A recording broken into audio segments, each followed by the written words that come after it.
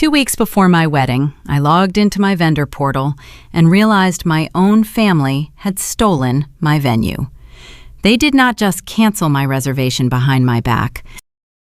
They took the $15,000 deposit my fiancé and I spent 3 years saving and transferred it to fund a surprise engagement party for my younger sister. They left us with no location and zero budget, expecting me to quietly accept a backyard barbecue so my sister could have her luxury fairy tale moment. But my maid of honor and I had a different plan. When the day of her engagement arrived, 200 elite guests showed up in their designer outfits, only to find padlocked iron gates and a security guard holding a very specific guest list. My phone had 87 missed calls. Before I tell you exactly how they walked right into my trap and burned their own perfect night to the ground, welcome to Savage Revenge Stories. If dealing with entitled family members makes your blood boil, please hit that like and subscribe button. And drop a comment letting me know how old you are right now. Let me take you back to a Tuesday afternoon, exactly 14 days before I was supposed to walk down the aisle. The Florida heat was baking the asphalt outside my Coral Gables apartment, but inside, the air conditioning hummed a steady, quiet rhythm. My name is Evelyn Rodriguez. I am 30 years old. As a financial analyst, I live my life in spreadsheets, profit margins, and calculated risks. My fiancé Daniel is a high school history teacher. We do not have trust funds. We do not have wealthy parents writing blank checks. To book the Villa Toscana, a gorgeous botanical estate draped in Spanish moss, we skipped vacations, packed our lunches, and saved every spare dollar for 36 months. That $15,000 deposit was our entire safety net. It was the physical proof of our hard work. I was sitting at my kitchen island, a glass of ice water sweating on the granite counter, reviewing the final seating chart on my laptop. I clicked over to the venue client portal to verify the lighting timeline for the reception. The page loaded. I reached for my water, but my hand stopped mid-air. The header at the top of the screen did not say Rodriguez Vargas Wedding. I blinked, rubbing the back of my neck, assuming the system was glitching. The bold text remained. Sophia and Preston Surprise Engagement Gala. The date listed was exactly 7 days before my actual wedding. Sophia is my 26-year-old sister. She spends her days filming aesthetic morning routines for social media and expects the ground to soften before she steps on it. Her boyfriend Preston leases luxury cars and talks loudly about his cryptocurrency investments at family dinners. My stomach dropped. A cold prickle of dread crawled up my spine. I picked up my phone and dialed the venue. The line rang twice before the manager answered. "Villa Toscana, this is Sylvia." Her voice carried that breezy customer service tone, used to handling stressed brides. "Hi, Sylvia. It is Evelyn Rodriguez. I am looking at my portal right now, and the event header is wrong. It says it is an engagement party." Papers rustled on her end. Keyboard keys clicked. "Evelyn, give me 1 moment." The silence on the line stretched out. The hum of my refrigerator suddenly sounded deafening. "I am looking at the file now," Sylvia said. Her customer service tone was gone, replaced by a cautious whisper. "Your mother called yesterday afternoon. She submitted the modification forms." The ice shifted in my glass, clinking against the rim. Modification forms. I repeated the words, but they felt like ash in my mouth. "Yes," Sylvia continued. "She stated the wedding was being downsized to a private dinner. She authorized the transfer of the $15,000 deposit to cover the catering and rental minimums for your sister and her new engagement gala." I stopped breathing. My own mother. For my entire life, she operated under the assumption that whatever belonged to me was available for Sophia to borrow. But this was different. She had not asked me. She had not even hinted at a budget problem. She just picked up the phone, forged past the boundaries of my life, and handed my life savings over to the golden child. Sylvia took a sharp breath on the other end. Your mother is listed as a secondary contact on the initial intake form, Evelyn. She provided a signed addendum. We assumed she discussed this with you. I pressed my free hand flat against the cool granite counter to steady the shaking in my fingers. She did not, I said. My voice was eerily calm. The panic I should have been feeling was gone, replaced by a cold, sharp clarity. I thanked Sylvia and hung up the phone. The false name on my screen stared back at me. My family had not just crossed a line, they had declared war. And they had no idea who they were fighting. I did not tell Daniel the news right away. I grabbed my car keys, walked out the front door, and merged onto the interstate, heading north toward Boca Raton. The drive took exactly 50 minutes. The Florida sun glared off the windshield, blinding and unforgiving. But the inside of my vehicle felt like an icebox. My knuckles turned bone white against the steering wheel as the highway markers blurred past. Boca Raton is a world away from our modest apartment. It is a land of manicured lawns, pristine terracotta roofs, and gated communities where appearances dictate your worth. My parents bought their house there 20 years ago, stretching their credit to the breaking point just to secure a prestigious zip code. They spent my entire childhood projecting an image of effortless wealth, an illusion that required constant, exhausting maintenance. I was the quiet, responsible daughter who balanced the checkbook, secured the academic scholarships, and never asked for a dime. Sophia was the beautiful, chaotic investment they hoped would eventually marry into actual money. Every mistake she made was smoothed over. Every boundary she crossed was forgiven. I pulled into the paved driveway and parked directly behind Sophia and her pristine white sport utility vehicle. Taking a deep breath, I unlocked the front door and stepped into the foyer.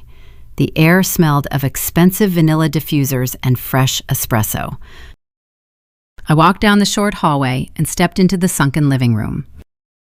The scene unfolding before me was painfully domestic.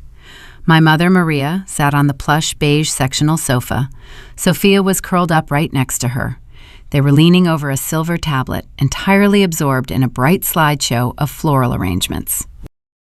The television played a cooking show on low volume. My father, Carlos, occupied his leather recliner in the corner, holding the Sunday newspaper up like a shield to block out the rest of the room. I stood in the archway for a long moment. Sophia did not even look up. She just tapped her long, manicured acrylic nail against the glass screen, pointing at a photo of cascading white orchids. "I prefer these for the centerpieces," Sophia murmured, tilting her head. "The roses feel a bit dated for Preston and his guests." My mother nodded, tracing the screen with her finger. "Preston will love the orchids, darling. They photograph beautifully under the estate lighting." I cleared my throat. The sound was sharp, slicing right through their relaxed afternoon bubble. My mother glanced up, her expression shifting into a mask of mild surprise. "Evelyn," she said, her tone light and breezy, "we did not expect you today. Why did you cancel my venue?" The words hung in the air, heavy and blunt. I did not yell.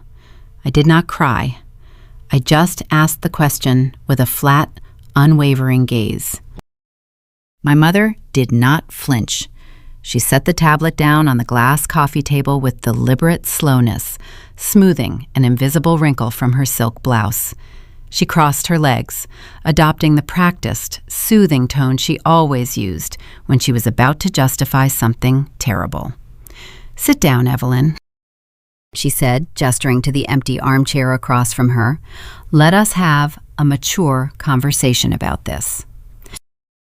I remained standing in the archway. "There is nothing to discuss. You called Villa Toscana and transferred my $15,000 deposit to Sophia."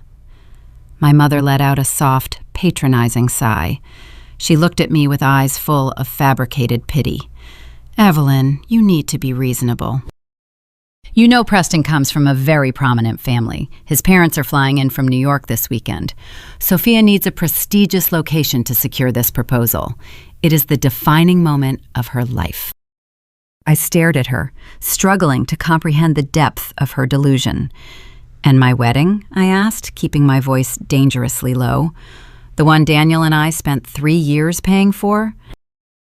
My mother waved a dismissive hand as if I were complaining about a minor scheduling conflict. "You and Daniel are so simple. You do not care about impressing people. You guys can easily throw a lovely backyard reception. A few string lights, some nice music, maybe some barbecue. It suits your personalities much better anyway." She actually used the word simple. The insult hit me right in the chest, stealing the air from my lungs. Daniel is a history teacher who spends his weekends building birdhouses with his grandfather. He is kind. He is genuine. He treats me like I am the only person in the room. But in my mother's eyes, because he does not wear a designer watch or brag about crypto yields, he is expendable. Our 3-year engagement was just a placeholder until Sophia needed a luxury stage. Sophia finally looked up from the tablet. She widened her eyes, pushing her bottom lip out in a perfect, practiced pout. She feigned total innocence. "Wait, what are you talking about?" Sophia asked, her voice high and breathless. "Mom said you offered the venue to me." "She said you and Daniel decided to elope because wedding planning was getting too stressful." Sophia stood up, clutching her hands to her chest in a theatrical display of shock. "Oh my God, Evelyn, I would never have agreed if I knew you were going to be angry. I thought it was a sisterly gift. A gift. A $15,000 botanical estate handed over a week before the event." The lie was so poorly constructed, it was insulting.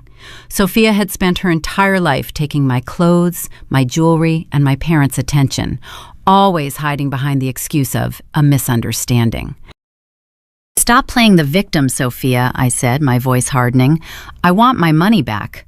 I looked directly at my mother. "Call the venue manager right now and reverse the transfer. Give me my deposit back." The newspaper in the corner rustled. My father lowered the pages just enough to reveal his tired, sunken eyes. He has spent 30 years avoiding my mother and her wrath, always choosing the path of least resistance, even if it meant throwing his eldest daughter under the bus. "Please, Evelyn," my father mumbled, his tone heavy with exhaustion. "Do not cause drama today. Your sister is under a lot of stress with the engagement party coming up. Just let it go." The room began to spin.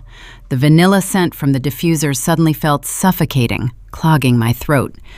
They did not just steal my venue.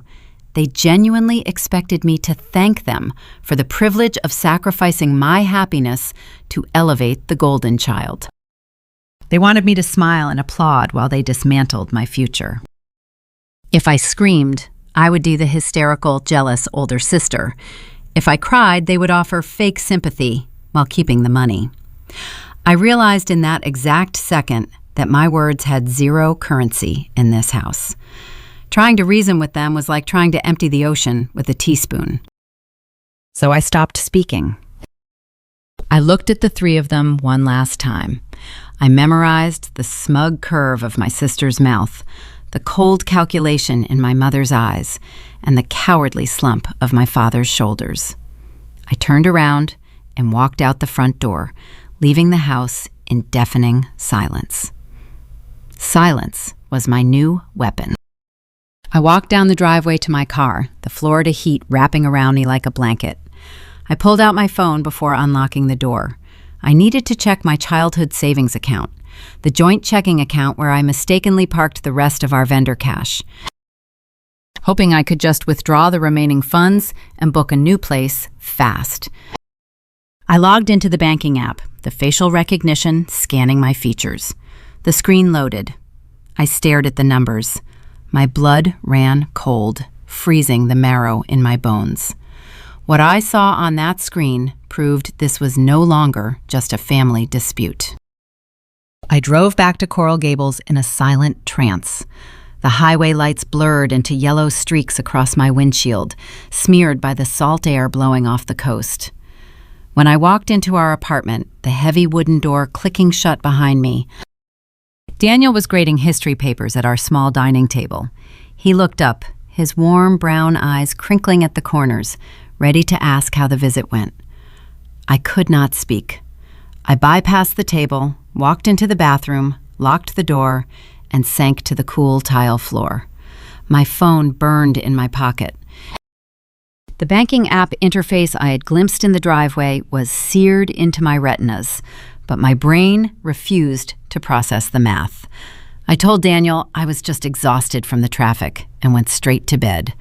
I laid there for hours, staring at the ceiling fan blades chopping the humid air until the sun finally came up.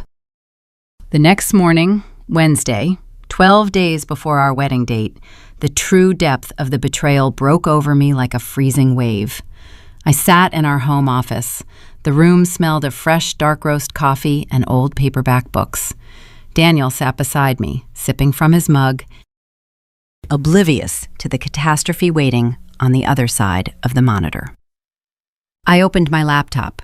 My fingers hovered over the keyboard, shaking so badly I mistyped my own password twice. "I need to show you something," I whispered. My voice sounded thin, scraped hollow by the sleepless night. Daniel set his mug down on a coaster. He leaned in, his shoulder pressing against mine. His presence usually grounded me, steady and reliable. He is a man who studies the past for a living, someone who understands cause and effect, someone who believes in reason. I pulled up the web browser and navigated to my banking portal. I did not click on our primary joint account.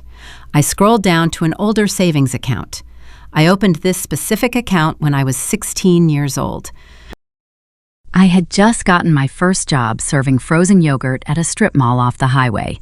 Because I was a minor, the bank required an adult cosigner. My mother put her name on the paperwork. She told me it was just for emergencies, a way to keep an eye on my finances. Over the years, I forgot her name was even attached to the file. When Daniel and I started saving for the wedding, I used this old account as a separate holding bucket for our final vendor payments. It contained exactly $8,000. I earned every penny of it through overtime shifts, skipped lunches, and careful budgeting. That money was earmarked for the florist, the caterer, and our honeymoon flight. The page refreshed. The white screen flared bright in the dim office. The cursor blinked a steady, rhythmic pulse. It sat right next to the total balance, $0 and 0 cents. I stopped breathing. The edges of my vision darkened, creeping inward. A sharp, acidic nausea twisted in my stomach, rising rapidly to my throat. I pressed a hand over my mouth, squeezing my eyes shut, praying it was a banking error, a glitch in the server, a pending hold for a vendor payment I had forgotten about. I opened my eyes and clicked on the transaction history. The ledger loaded, displaying the brutal, undeniable truth. 2 days ago, on Monday afternoon, an outbound wire transfer drained all $8,000. The recipient account was listed right there on the screen. It belonged to a premium event catering company based in South Beach. In the digital memo line, my mother had typed 4 words: Sophia, engagement, open bar. Daniel stared at the screen. He leaned closer, his eyes tracking the red minus sign next to the $8,000 deduction. He read the memo line out loud, the syllables falling heavy and flat. The words hung in the air, toxic and suffocating. She did not just hijack the botanical estate, I said, my voice breaking. She stole the cash we were going to use to pay our remaining vendors. She drained my childhood savings to buy top-shelf liquor and imported seafood for Preston and his friends. Daniel did not say anything at first. The silence in the office stretched tight, humming with a sudden, dangerous electricity. Daniel is the calmest man I know. He breaks up fights in the high school cafeteria with a firm, quiet authority. He spends his weekends sanding salvaged oak in his grandfather's garage, working with his hands, measuring twice, and cutting once. He is not prone to outbursts. But as the reality of the screen sank in, the warmth in his brown eyes vanished. He stood up. The legs of his wooden chair scraped harshly against the hardwood floor. He gripped the edge of the desk, His knuckles turned bone white. The tendons in his forearms pulled taut beneath his skin. "I am going to Boca Raton," Daniel said. His voice was low, vibrating with a suppressed fury I had never heard from him before. I shook my head, still paralyzed by the nausea. "Daniel, wait." "No," he snapped, turning toward the door. "I am driving up there right now. I am going to Preston's house. I am going to stand in his driveway and demand he wire this money back. He wants to play the wealthy crypto investor? He can pay for his own party. Your mother is not taking our future to fund his ego." The tension between Daniel and my future brother-in-law had been brewing for 8 months. Preston treated Daniel like the hired help. At family dinners, Preston would mock a public school teacher's salary, bragging about his digital asset yields and parking his leased luxury cars across 2 spaces. Daniel sat quietly, refusing to take the bait. My family always laughed at Preston's jokes, enabling the disrespect. Daniel swallowed his pride every single time, out of respect for me. But this theft was the match that lit the powder keg. Daniel grabbed his car keys from the metal hook by the door. The keys jingled, a sharp, piercing sound that snapped me out of my trance. I pushed my chair back and stood up, my legs trembling so hard I had to brace myself against the desk.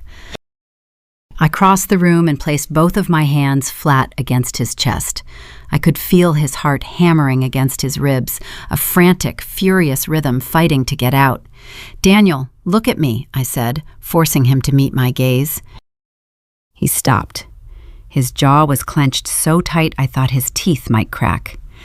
"Evelyn, they stole $8,000. They took your venue.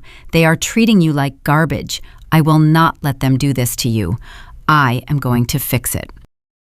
If you drive up there right now, you are playing right into their hands," I told him, keeping my hands pressed firmly against his chest. "Think about how my mother operates. If you show up at Preston's house yelling and demanding money, what happens? They call the police. They tell the entire family you are unhinged. They spin the narrative. They will say I willingly gave Sophia the venue and the money, and that my jealous fiancé lost his temper. They will paint us as the villains." Daniel squeezed his eyes shut, leaning his forehead against mine. He let out a long, shuddering breath. The car keys in his fist stopped shaking. "So we do nothing? We just let them take our wedding?" A cold, sharp clarity began to spread through my veins, freezing the remaining panic. The tears that had been threatening to fall dried up instantly. I stepped back and looked at the laptop screen, still glowing, on the desk. "My mother took the cash from a joint account," I said, my mind working through the logistics. "Because her name is still on the paperwork from 14 years ago, the bank will consider the transfer legal. We cannot fight her on the cash without a lengthy civil lawsuit that will take years." I turned back to Daniel. "But the venue is different. The Villa Toscana contract is solely in my name. I signed the intake forms. I paid the original deposit from my personal checking account 3 years ago. For my mother to transfer that date and that deposit to Sophia, the venue required a signed addendum." Daniel frowned, the anger giving way to confusion. "But Sylvia said your mother provided the signed forms." "Exactly," I replied, my voice turning into ice. "I did not sign anything. My mother forged my signature on a binding legal contract to steal a $15,000 asset. This is not a family disagreement anymore. This is wire fraud. It is identity theft. It is a crime." Daniel stared at me, the realization washing over his face. He slowly lowered his arm, tossing the car keys onto the desk. They landed with a heavy clatter. "If we confront them now, we give them a chance to cover their tracks," I explained, my heart hardening into a stone in my chest. "We give them a chance to play the victims. We give them time to change their plans and warn their wealthy guests. I am done playing by their rules. I am done being the quiet, compliant daughter who shrinks to make room for Sophia's fragile ego." Daniel crossed his arms. "What are we going to do?" I looked out the window at the sweltering Florida morning. The anger inside me was no longer a frantic, burning fire. It was a calculated, deliberate chill. "We let them keep the money," I said. "We let them send out their luxury invitations. We let them buy their designer outfits. We let them set up the entire party." I looked back at Daniel, my eyes locked onto his. Then we locked them out. Thursday morning arrived with a suffocating humidity that clung to the windows of our apartment. 11 days remained until the date I was supposed to walk down the aisle. I did not go to my office. I did not log into my financial spreadsheets. Instead, I turned our small dining space into a war room. At exactly 8 in the morning, a sharp knock echoed through the apartment. I opened the door to find Maya standing in the hallway, wearing a tailored charcoal suit and carrying a structured leather briefcase. Maya is my maid of honor and my best friend since our freshman year of college. She is also a corporate litigator at one of the most feared law firms in downtown Miami. She makes her living dismantling fraudulent contracts and eviscerating overconfident executives on the witness stand. She does not do sympathy tears. She does strategy. When I called her the night before and explained what my family had done, she did not offer empty platitudes. She simply asked for the venue address and told me to print every digital receipt I had. Maya walked inside, dropped her briefcase onto a chair, and sat at the edge of the dining table. She pulled a travel mug of black coffee from her tote bag and took a slow sip. Her dark eyes scanned the printed pages spread across the wood surface. The bank statements showing the stolen $8,000 lay next to the PDF of the venue modification form Sylvia had emailed over. I watched Maya pull a silver pen from her pocket. She tapped the tip against the signature line on the venue addendum. My mother had tried to mimic my handwriting. It was a clumsy forgery.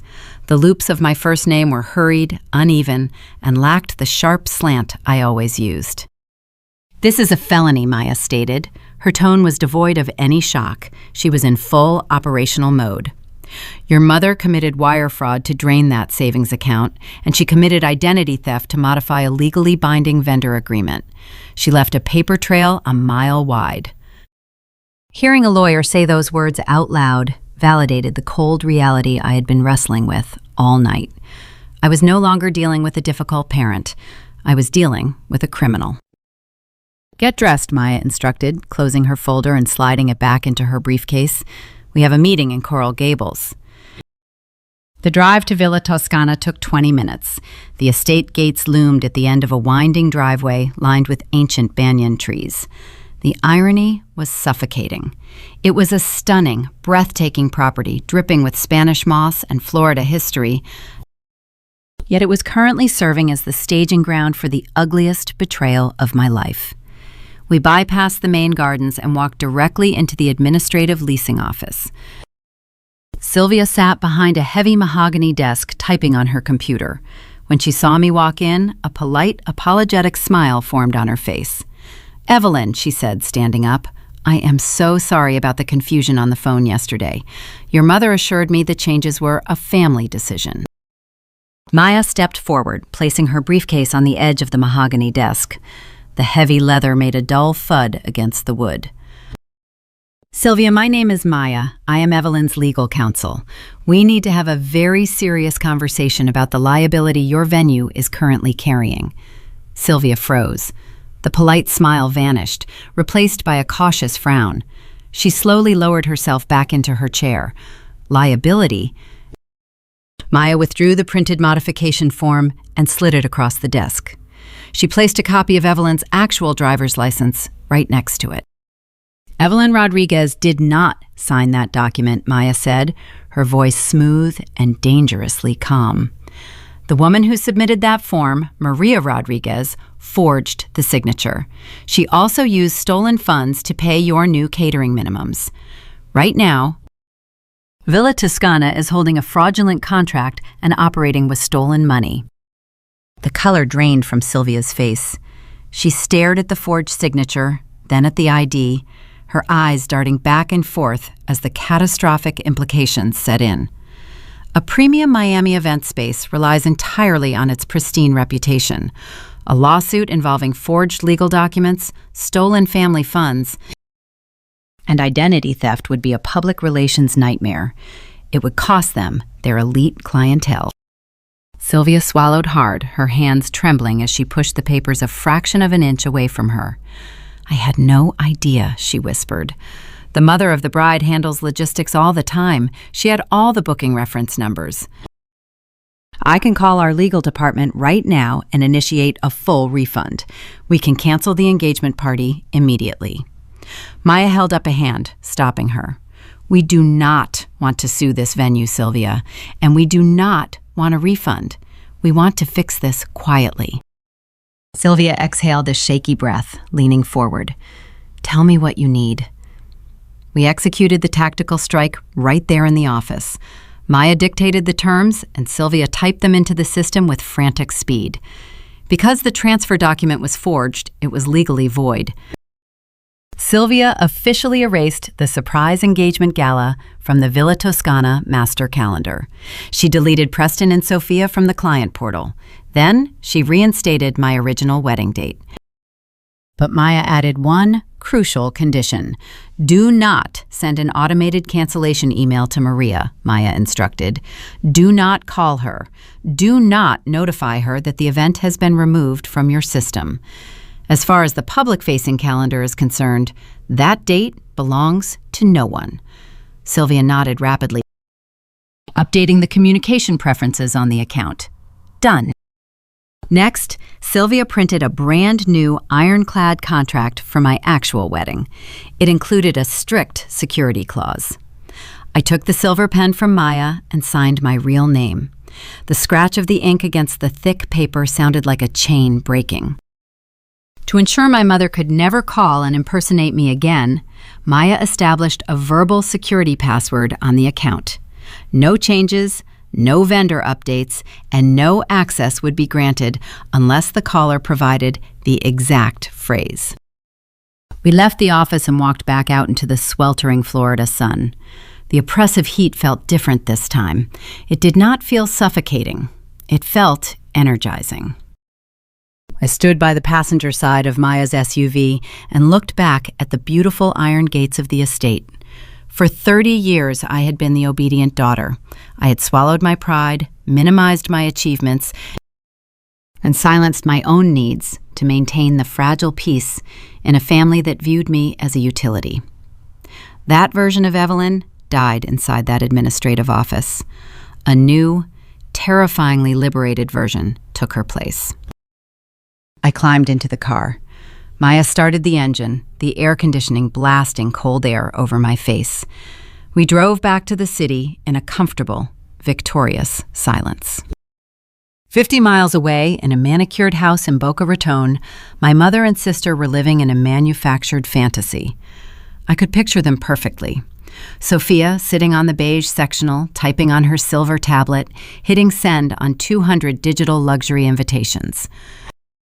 Directing the wealthiest people in South Florida, along with Preston's elite network of investors, to arrive at a botanical estate next Saturday. They were spending thousands of dollars on designer dresses and hiring premium photographers for a stage they no longer owned. They were building a magnificent, towering pedestal entirely out of lies, oblivious to the fact that I had just quietly removed the foundation. But my mother's narcissism was a hungry, restless thing. Taking my venue and my savings was not enough to satisfy her need for total control. She wanted to twist the knife. She wanted to ensure I knew my place. As I watched the highway markers fly by, my phone buzzed in my purse. Her name lit up the screen, signaling a demand so audacious it would set the final stage for her own destruction. Friday evening settled over Coral Gables, bringing a heavy, humid dusk that painted the sky in bruised shades of purple and orange. 10 days remained until my actual wedding date. Inside our apartment, the air conditioning fought a losing battle against the heat radiating from the kitchen stove. Daniel stood at the counter, a worn linen apron tied around his waist, expertly dicing a white onion. the sharp, sulfurous scent mixed with the rich aroma of olive oil warming in a cast-iron skillet. I sat on the bar stool, nursing a glass of ice water, watching his steady hands work. For a few minutes, the world felt normal. The chaos of the past 72 hours seemed locked outside our front door. Then my phone illuminated the granite countertop. The device buzzed, an angry, persistent vibration that rattled against the stone. The caller identification displayed a single word: Mom. Daniel stopped chopping. He set the knife down and wiped his hands on a kitchen towel. He looked at the phone, then up at me, his brown eyes reflecting the warm amber light of the pendant bulbs overhead. I took a slow breath, letting the ice water chill my throat. I reached forward, tapped the green icon, and pressed the speaker icon. "Hi, Evelyn," my mother said. Her tone was light, breezy, and aggressively cheerful.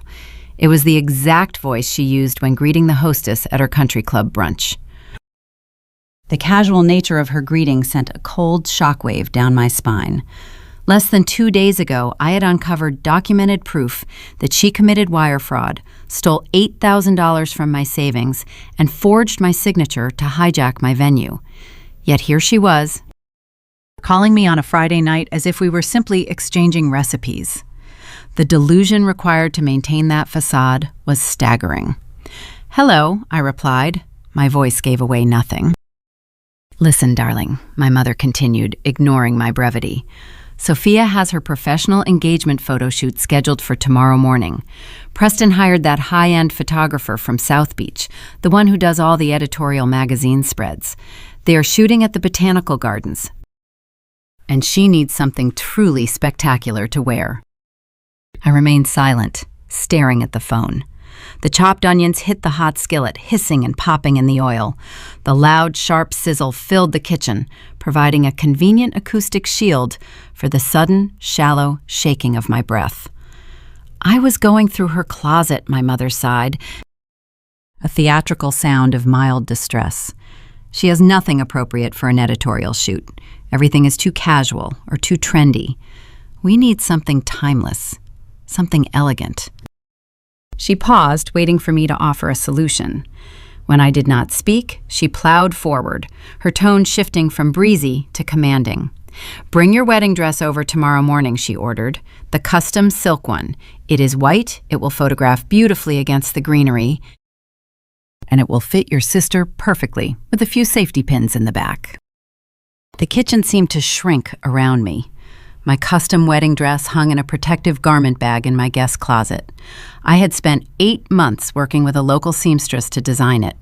Every stitch, every layer of silk crepe, every pearl button had been paid for by sacrificing my own comforts.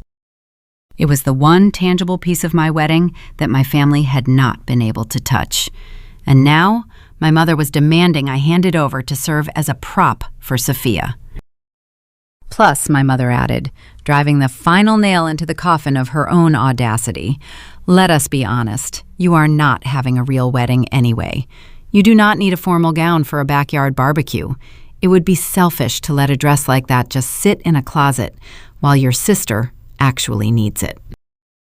Daniel leaned heavily against the counter, his jaw dropping in sheer disbelief. He stared at the phone as if it were a venomous snake.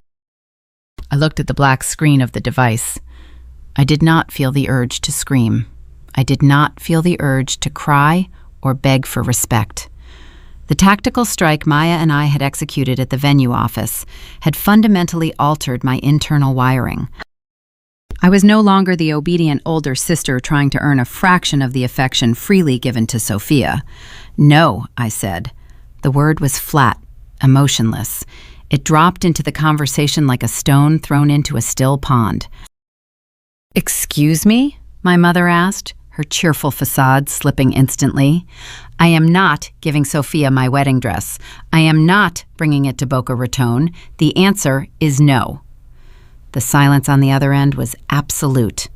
I could picture her standing in her immaculate living room, her face flushing a deep, angry crimson. In our family dynamic, telling Maria Rodriguez no was an act of high treason. "You ungrateful, bitter girl," she snarled. The velvet wrapping was gone, exposing the jagged steel underneath. "You are deliberately trying to sabotage your sister because you are jealous. You have always been jealous of her. Keep your stupid dress. You are going to look ridiculous wearing it in a dirt backyard anyway." The line clicked dead. I reached forward and turned the screen off. Daniel picked up his wooden spoon and slowly began stirring the onions again.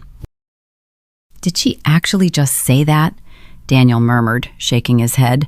I nodded, sliding off the bar stool. The adrenaline in my veins was cold and sharp. I walked into the living room and sat on the sofa. I knew my mother. The refusal of the dress was a narcissistic injury she would not tolerate quietly. A retaliation was coming. It did not take long. 2 hours later, after Daniel and I had eaten dinner in relative peace, my phone vibrated on the coffee table. Then it vibrated again. And again. A rapid, unceasing barrage of notifications lit up the screen in the darkened room. I picked up the device. The Rodriguez family group chat, which included my parents, aunts, uncles, and older cousins, had exploded. But the messages were not directed at the group. They were private texts pouring into my inbox from extended family members I had not spoken to in months. I opened the first message from my Aunt Rosa. "Evelyn, I am so heartbroken to hear about your financial troubles. There is no shame in canceling a venue you cannot afford, but refusing to help your sister after she saved the family from embarrassment is just cruel. We are praying for you." I stared at the glowing words. I opened the next message from my cousin, Elena. "Sophia told us what happened. I know it must hurt to lose your wedding location, but taking your financial breakdown out on her is petty. She is letting you use her photographer tomorrow. You should lend her the dress." I scrolled through message after message, my chest tightening with a suffocating pressure. My mother and sister had launched a coordinated surgical smear campaign. Because I refused to hand over my gown, they needed to punish me. They needed to control the narrative before the engagement party. Maria had called the entire extended family and spun a masterpiece of a lie. She told them Daniel and I had suffered a catastrophic financial breakdown. She claimed we defaulted on the Villa Toscana payments and were about to lose the date entirely. In her twisted narrative, Sophia generously stepped in, took over the contract, and paid the remaining balances, just to save the Rodriguez name from public humiliation. My mother painted me as a bankrupt, bitter failure who was taking her financial misery out on her angelic younger sister. The injustice burned like acid in the back of my throat. I had spent my entire adult life building a stable, responsible career. I had saved $8,000 in cash, which my mother had physically stolen to buy Preston's friends. Yet here I was, reading texts from relatives pitying my supposed poverty while praising the thieves who robbed me. I took a screenshot of the messages and sent them to Maya. I hit the call button right after. Maya answered on the second ring. In the background, I could hear the clinking of glassware and the low hum of a crowded restaurant. "They are telling everyone I went broke," I said, my voice trembling with the effort to hold back a scream. "They are telling our aunts and uncles that Sophia rescued the venue date to save the family face. My phone is flooding with passive-aggressive texts, calling me jealous and petty. Maya, I have the bank statements showing she stole my money. I can post them in the group chat right now. I can prove she is a liar." "Do not type a single word," Maya ordered. Her voice cut through the noise of the restaurant, sharp and commanding. "Step away from the keyboard, Evelyn." "But they are ruining my reputation." "Let them," Maya said. A dark, strategic amusement colored her tone. "Think about the timeline. Tomorrow they are taking engagement photos. Next Saturday they are expecting 200 people to show up at a botanical garden. If you post those bank statements now, you blow the trap early. You give them a chance to cancel the party and play the victim of a family misunderstanding." I closed my eyes, pressing the heel of my hand against my forehead. It hurts to read these messages.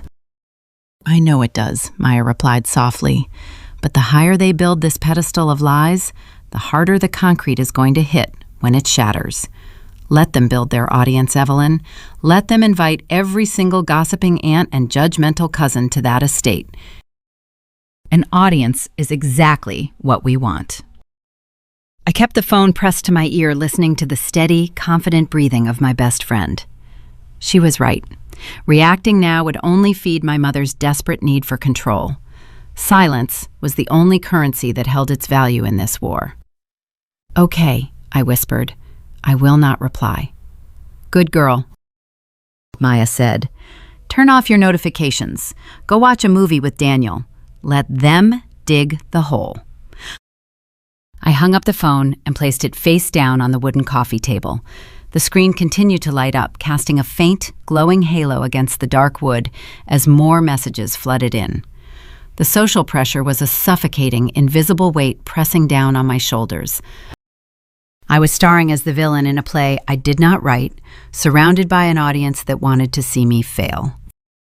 But as I sat there in the dark, watching the phone vibrate silently, a profound realization washed over me. I did not need to defend myself to people who were so eager to believe the worst about me. I did not need to correct the script. I just needed to wait for the final act.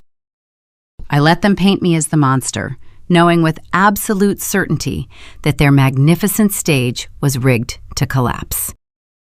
The Friday evening before the scheduled engagement party brought a strange, heavy stillness to our apartment.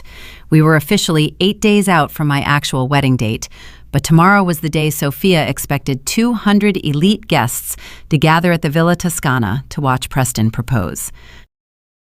The toxic flurry of text messages from my extended family had finally slowed, leaving behind a thick, breathless quiet. It was the calm before the storm. I sat on the narrow balcony of our Coral Gables apartment, my legs pulled up onto the wicker chair. The humid Florida night air wrapped around me, carrying the faint, sweet scent of night-blooming jasmine and the distant hum of highway traffic. I held a glass of chilled white wine. The condensation beaded against the crystal, gathering into small drops that rolled down the stem and dampened my fingers. Daniel sat beside me in the matching chair, his long legs stretched out, nursing a bottle of sparkling water. He did not ask how I was feeling. He just stayed near, offering a quiet, steady anchor in the dark. For the first time in nearly a week, my chest did not feel tight. The frantic, fluttering anxiety that usually accompanied any conflict with my family had evaporated. It was replaced by a cool, unyielding resolve. I took a slow sip of the wine, letting the crisp liquid soothe my throat. My phone rested on the small glass table between us. The screen illuminated, casting a pale, bluish glow across the balcony floor. A single text message pushed through my notifications. The sender was my mother. I set my wine glass down and picked up the device. My thumb hovered over the screen before tapping the message open. She did not offer a greeting. She did not ask how my week was going after orchestrating a family-wide smear campaign against me. She delivered a calculated, final ultimatum. If you do not show up tomorrow to support your sister, do not bother coming to Thanksgiving ever again. I read the sentence twice. The words were designed to strike terror into my heart. In the Rodriguez family, holidays were never about gratitude or togetherness. They were highly choreographed performances, and my mother was the director.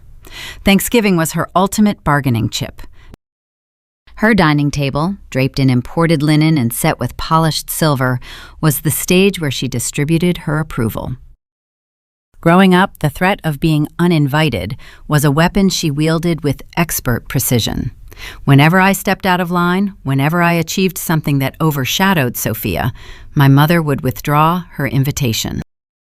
The resulting ostracization from the rest of the family would force me into submission, sending me crawling back with apologies I did not owe, just to secure my seat at the table. But tonight, sitting in the warm Florida air, the threat felt entirely hollow.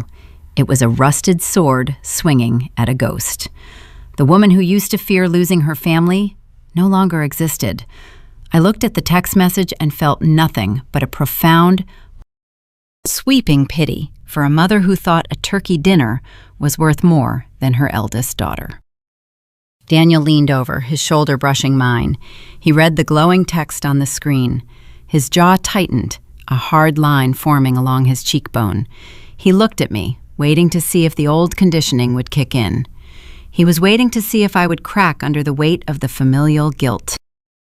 I tapped the reply box. My fingers moved across the digital keyboard with steady, deliberate strokes. I typed 5 words. I would not miss it.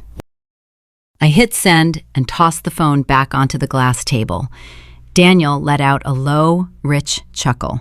He reached across the small divide and laced his fingers through mine. His grip was warm and grounding. "You really are not going to warn them," he murmured, his voice laced with a mixture of awe and fierce pride. "They made their choices," I replied, staring out at the amber streetlights flickering through the palm fronds. "I am just letting them experience the results." A few minutes later, the phone rang. It was Maya. I answered and put her on speaker. Her voice drifted into the humid air, crisp and strictly professional. "Status report," Maya said, skipping any introductory pleasantries. "I just finished my final debrief with Sylvia at the venue." "Tell me everything is locked down," I said. "Ironclad," Maya confirmed. "You can log into the client portal right now. I had Sylvia grant you temporary administrative viewing access to the security feeds." I grabbed my laptop from the floor beside my chair, flipped it open, and typed in my credentials. The dashboard loaded, displaying a grid of black and white camera feeds from the Villa Toscana. "Look at camera 4, Maya instructed. I clicked the video box, expanding it across my screen. It displayed a live feed of the grand wrought iron gates at the main entrance of the estate. The heavy metal doors were pulled shut. A thick industrial steel padlock secured the center chain. There was no valet stand. There were no welcoming floral arches. Sylvia briefed the overnight and weekend security guards personally, Maya continued, the rustle of paper audible over the line. The guards have been instructed to turn away any unapproved vendors or guests attempting to access the grounds. There is a printed, laminated sign zip-tied directly to the center of the iron gates. I zoomed in on the camera feed. A white rectangle hung squarely in the middle of the dark metal bars. "What does it say?" Daniel asked, leaning closer to the screen. Maya cleared her throat, her tone dripping with deep, tactical satisfaction. It reads, "Event canceled due to contract fraud. Property closed. No trespassing." A slow, steady breath escaped my lips. The trap was set. The perimeter was secured. "Take a look at camera 2, Maya suggested. I switched the feed. The screen displayed the grand outdoor courtyard where the reception was supposed to take place. Tomorrow afternoon, that space was meant to be filled with white orchids, premium catering stations, and 200 wealthy guests holding champagne flutes paid for by my stolen savings. Instead, the courtyard was dark, empty, and beautifully silent. The cobblestones reflected the moonlight. Not a single chair had been placed. Not a single light bulb was strung. It was a pristine, undisturbed ghost town. "I am picking you up tomorrow at 3 in the afternoon, Maya said. "We are going to park across the street in the overflow lot. My vehicle has tinted windows. We will have a front row seat to the fallout. Get some rest, Evelyn. You earned it." I thanked her and ended the call. I closed the laptop, letting the screen snap shut with a satisfying click. Daniel squeezed my hand. I looked at him, tracing the lines of his face in the shadows. For 30 years, I had shrunk myself to make room for my sister. I had muted my own laughter, hidden my own achievements, and accepted the leftover scraps of my parents' affection. I had allowed my mother to dictate my worth, convinced that if I just remained quiet and agreeable, they would eventually love me the way they love Sophia. I realized in that exact moment that the love I had been starving for was a mirage. It did not exist. What existed was control, and I had just shattered their grip on it. I picked up my phone. I swiped down the control center and tapped the crescent moon icon. The screen displayed a small notification confirming Do Not Disturb mode was active. No calls from my mother, no texts from flying monkey relatives, no frantic last-minute demands from Sophia. The silence was absolute. I set my alarm for 3 o'clock the next afternoon. I stood up from the wicker chair, taking Daniel by the hand, and pulled him inside the apartment. I slid the glass balcony door shut, locking the humid Florida heat and the chaos of my family outside. I crawled into bed, the cool cotton sheets wrapping around me, and closed my eyes. My heartbeat was slow, steady, and unbothered. I drifted off almost instantly, falling into the deepest, most restorative sleep of my entire life, knowing that tomorrow, the Florida elite would arrive in their designer gowns to find a padlocked gate, and my mother would finally have to pay the bill. Saturday arrived with the kind of oppressive, suffocating heat that defines a Miami afternoon. The temperature hovered at 92 degrees, and the humidity made the air feel thick enough to slice. It was exactly 7 days before my actual wedding, but today was the day my family had circled on their calendar. Today was the day Sophia and Preston were supposed to host their spectacular engagement gala, funded entirely by my stolen savings and hosted on my hijacked property. At 3:15 in the afternoon, I sat in the passenger seat of Maya's sleek, black sport utility vehicle. The tinted windows provided complete anonymity. We were parked in a gravel overflow lot directly across the street from the grand entrance of the Villa Toscana. The engine idled quietly, pumping frigid air conditioning through the vents. I held a plastic cup of iced coffee, the condensation dampening my palms. I stared through the tinted glass at the massive wrought iron gates of the botanical estate. They were pulled completely shut. A heavy steel chain secured by a thick industrial padlock bound the two sides together. I took a slow sip of my coffee. The ice clinked against the plastic. Maya sat beside me, her hands resting lightly on the steering wheel. She wore dark sunglasses and a subtle, dangerous smile. "Showtime," she murmured, tapping a manicured fingernail against the leather console. At exactly 3:45, the first wave of luxury vehicles began to arrive. Preston's network of crypto investors and my mother's country club acquaintances did not travel in modest sedans. A gleaming silver Porsche pulled up to the curb, followed closely by a pristine black Range Rover and a custom Mercedes. The drivers slowed down, their brake lights flashing bright red in the harsh sunlight as they approached the entrance. They expected to find a bustling valet stand, a red carpet runner, and perhaps a string quartet playing soft classical music under the shade of the banyan trees. Instead, they found the padlocked gates. I watched as a wealthy-looking man in a tailored linen suit stepped out of the Porsche. He adjusted his expensive sunglasses, looking around in visible confusion. He walked up to the iron bars, expecting them to yield to his push. They did not budge. He leaned closer, squinting against the glare of the sun to read the laminated white sign zip-tied directly at eye level. Even from across the street, I knew exactly what those bold black letters said. Event canceled due to contract fraud. Property closed. No trespassing. The man in the linen suit pulled out his phone, his brow furrowing as he frantically dialed a number. Within 10 minutes, the quiet street transformed into a chaotic traffic jam of luxury cars. The curbs were lined with high-end vehicles, their engines idling as confused, wealthy guests spilled out onto the baking asphalt. Women in designer cocktail dresses fanned themselves with expensive clutch purses, their heels sinking slightly into the soft grass near the sidewalk. Men in custom suits checked their luxury watches, exchanging annoyed, bewildered glances. The heat was relentless. There was no shade, no air conditioning, and certainly no premium open bar.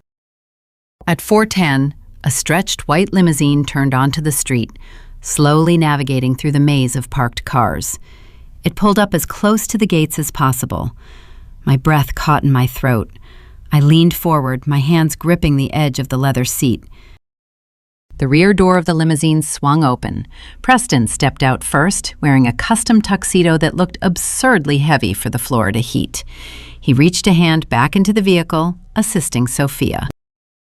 My sister emerged from the car wearing a floor-length, sequined ball gown that practically blinded me as it caught the sunlight.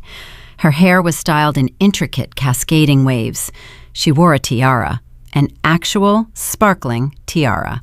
She stepped onto the pavement, a practiced, radiant smile plastered across her face, fully expecting to be greeted by a chorus of applause from her elite audience. She took 2 steps forward, and her smile completely evaporated. Sophia stopped dead in her tracks. She looked at the 200 sweating, irritated guests lingering on the hot sidewalk. She looked at the padlocked iron gates. She saw the white laminated sign warning of contract fraud. From my vantage point inside the dark SUV, I watched the exact moment her fabricated reality shattered. Her shoulders slumped. Her hands flew to her face. Preston's expression contorted from arrogant confidence into pure, unadulterated fury. He began shouting, gesturing wildly at the locked gates and yelling at the bewildered guests. Then, my mother's Lexus pulled up behind the limousine. Maria jumped out of the driver's seat before the car was even fully in park. She wore a pristine floral designer dress, but her carefully constructed composure was already gone.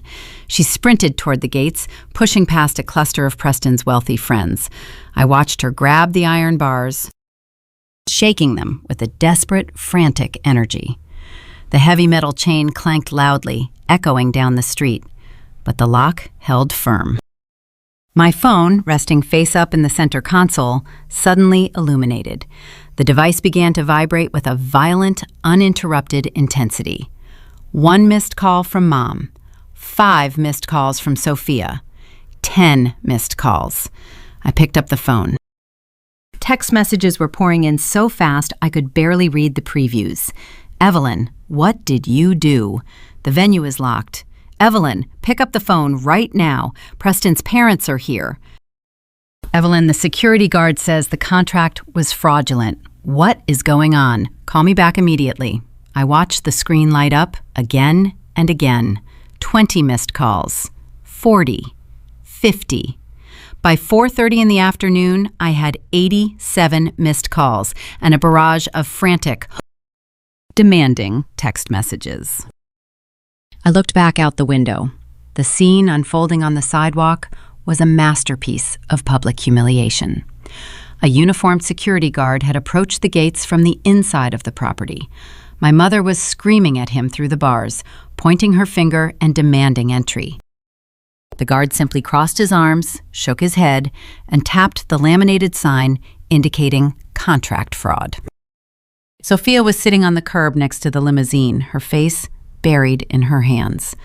Black mascara tears streamed down her cheeks, ruining her flawless makeup. The sequined ball gown looked ridiculous as she sobbed on the dirty pavement. Preston was pacing back and forth, screaming into his phone. His face flushed an angry, bright red as his elite investors watched the meltdown. They had invited the wealthiest, most judgmental people they knew to witness their triumph. Instead, they had provided those people with front-row seats to their utter ruin. The humiliation was public, undeniable, and absolute. They had built a magnificent pedestal entirely out of lies, and I had simply removed the foundation. My mother turned away from the security guard. She looked around at the crowd of stranded guests, her face pale, her eyes darting in sheer panic, as she realized there was no fixing this. There was no spinning this narrative. She could not blame this on a simple scheduling error. The sign clearly stated fraud. The damage to her precious social currency was permanent. I felt a profound, overwhelming sense of liberation wash over me. For 30 years, I had believed that if I just followed the rules, my family would eventually respect me. But respect is not given to people who constantly surrender their boundaries. Respect is commanded. I looked at Maya. She was watching the chaos with a look of deep, professional satisfaction. She turned to me, lowering her sunglasses slightly. "Have you seen enough?" she asked, her voice calm and steady.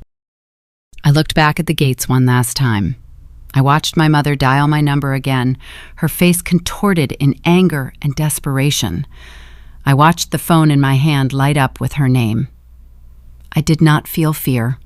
I did not feel guilt. I felt absolutely nothing for the woman shaking those iron bars. "Yes," I said, setting my phone face down on the console. "Let us go." Maya shifted the vehicle into drive. The tires crunched against the gravel as we pulled out of the overflow lot. We merged onto the main road, driving right past the line of luxury cars, right past my weeping sister, and right past my screaming mother. The dark-tinted windows shielded us completely. They never even knew I was there. We headed back toward Coral Gables, the cool air conditioning drying the faint trace of sweat on my forehead. The victory was sweet, but the adrenaline pulsing through my veins warned me that the war was far from over. My mother was not the type of woman to accept public humiliation and walk away quietly. She was a cornered animal, and her narcissism would demand retaliation. When we returned to the apartment, I knew I had to prepare for the inevitable explosion. But I had no idea just how far she was willing to go to destroy me. Sunday evening settled over Coral Gables with a deceptive quiet. It was 6 days out from my actual wedding. The air inside our apartment felt thin, charged with the lingering electricity of yesterday's engagement disaster. I was sitting at the kitchen island, staring blankly at a spreadsheet, when the heavy, rhythmic thud began. It sounded like a police raid. Someone was pounding on our front door with closed fists, striking the wood so hard the frame rattled. Daniel, who had been grading papers on the couch, shot up instantly. He did not ask who it was. We both knew. He walked swiftly to the entryway, but before he reached the deadbolt, he pulled his phone from his pocket. He tapped the screen, his thumb moving with practiced precision, and held the device up near his chest. A small red dot illuminated the top corner, glowing steadily in the dim hallway light. I stood up, crossing my arms over my chest, and nodded at him. Daniel turned the lock and pulled the door open. My mother stood on the threshold, practically vibrating with rage. Her normally immaculate hair was disheveled, and the heavy gold bracelets on her wrist clanked together as she gripped the doorframe. Sophia cowered just behind her shoulder, clutching a designer handbag, her chest heaving as she hyperventilated in short, dramatic gasps. "You ruined her life," my mother shrieked, launching the accusation before she had even stepped fully into the apartment. Her voice was shrill, echoing down the quiet corridor. "You canceled the venue. You locked us out in front of Preston's entire family. Do you have any idea what you have done?" She pushed past Daniel, ignoring his raised phone, and marched directly toward me. Her eyes were wild, darting around the room as if searching for something physical to break. I did not step back. I stood my ground, keeping my posture completely relaxed. I looked at the woman who had spent 30 years prioritizing her own image over my well-being. I looked at her with dead, calm eyes. "I did not cancel the venue," I replied, my voice falling flat and even against her hysteria. "I just corrected the paperwork." My mother stopped, her mouth opening in shock. The blunt, unapologetic response temporarily derailed her momentum. "Corrected the paperwork," she stammered, her face turning a mottled shade of red. "You embarrassed us in front of 200 people. Preston's parents flew in from New York, and they had to stand on a public sidewalk because of your petty jealousy." I tilted my head, studying her. "You forged my signature," I said, enunciating each syllable clearly. "You drained $8,000 from my childhood savings account. You tried to steal my wedding to host a party for a man who leases his personality. I did not humiliate you. I simply refused to pay for your stage." Sophia pushed past our mother, her tear-streaked face twisting into a mask of ugly entitlement. "You owe Preston $12,000, Sophia yelled, her voice cracking. "He hired an editorial photographer. He bought imported caviar. None of the vendors would refund him because the venue locked them out. You need to pay him back right now." I stared at my sister. The sheer audacity of her demand hung in the air, a testament to a lifetime of never facing consequences. I looked at her tear-stained cheeks, then at my mother's furious, expectant glare. And then I laughed. It was not a hysterical laugh or a forced chuckle. It was a genuine, cold laugh that bubbled up from the darkest, most liberated corner of my chest. The sound bounced off the walls of the apartment, sharp and entirely devoid of warmth. Sophia shrank back, visibly unsettled by the reaction. My mother bristled, her hands curling into tight fists. "You think this is funny?" Maria hissed. I stopped laughing. I walked over to the kitchen island, picked up a manila envelope I had left resting on the granite counter, and walked back to the entryway. I held the envelope out toward my mother. She stared at it, suspicious, refusing to take it. I dropped it on the small entryway table right in front of her. "Open it," I instructed. Maria hesitated, then snatched the envelope. Her hands trembled slightly as she pulled out the thick stack of papers Maya had drafted earlier that morning. "What is this?" my mother demanded, scanning the top page. "It is an itemized invoice," I explained, keeping my tone strictly professional.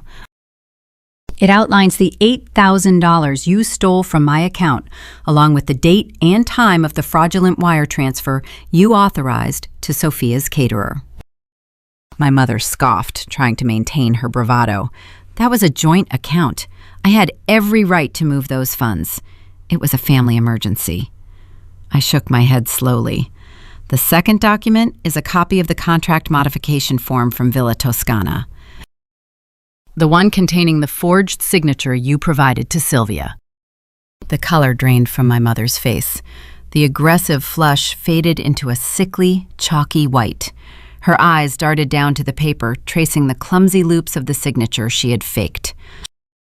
"You have exactly 48 hours to wire the $8,000 back into my primary checking account," I continued, my voice dropping an octave, settling into a cold, hard finality. "If the funds do not clear by Tuesday evening, Maya and I are taking these documents directly to the Miami-Dade Police Department. We will file formal charges for felony wire fraud and identity theft." The screaming stopped instantly. The silence that rushed into the apartment was deafening, broken only by the sound of Sophia's ragged breathing. "You would not do that," my mother whispered, her voice stripped of all its commanding authority. She looked at me as if she were seeing a stranger. "You would not send your own mother to jail. You did not mind sending your own daughter into bankruptcy," I replied. Maria opened her mouth to argue, to deploy another guilt trip, to spin another web of familial obligation, but she stopped. She looked past my shoulder and finally noticed Daniel. He was still standing near the door, his phone held steady, the red recording light glowing brightly in the dim hallway. He had captured every threat, every admission, and every scream. My mother stared at the small red dot. The reality of the situation crashed over her in a visible wave. She was not arguing with a compliant, easily manipulated child anymore. She was dealing with a woman who held the legal power to destroy her immaculate reputation, and a man who was documenting every second of it.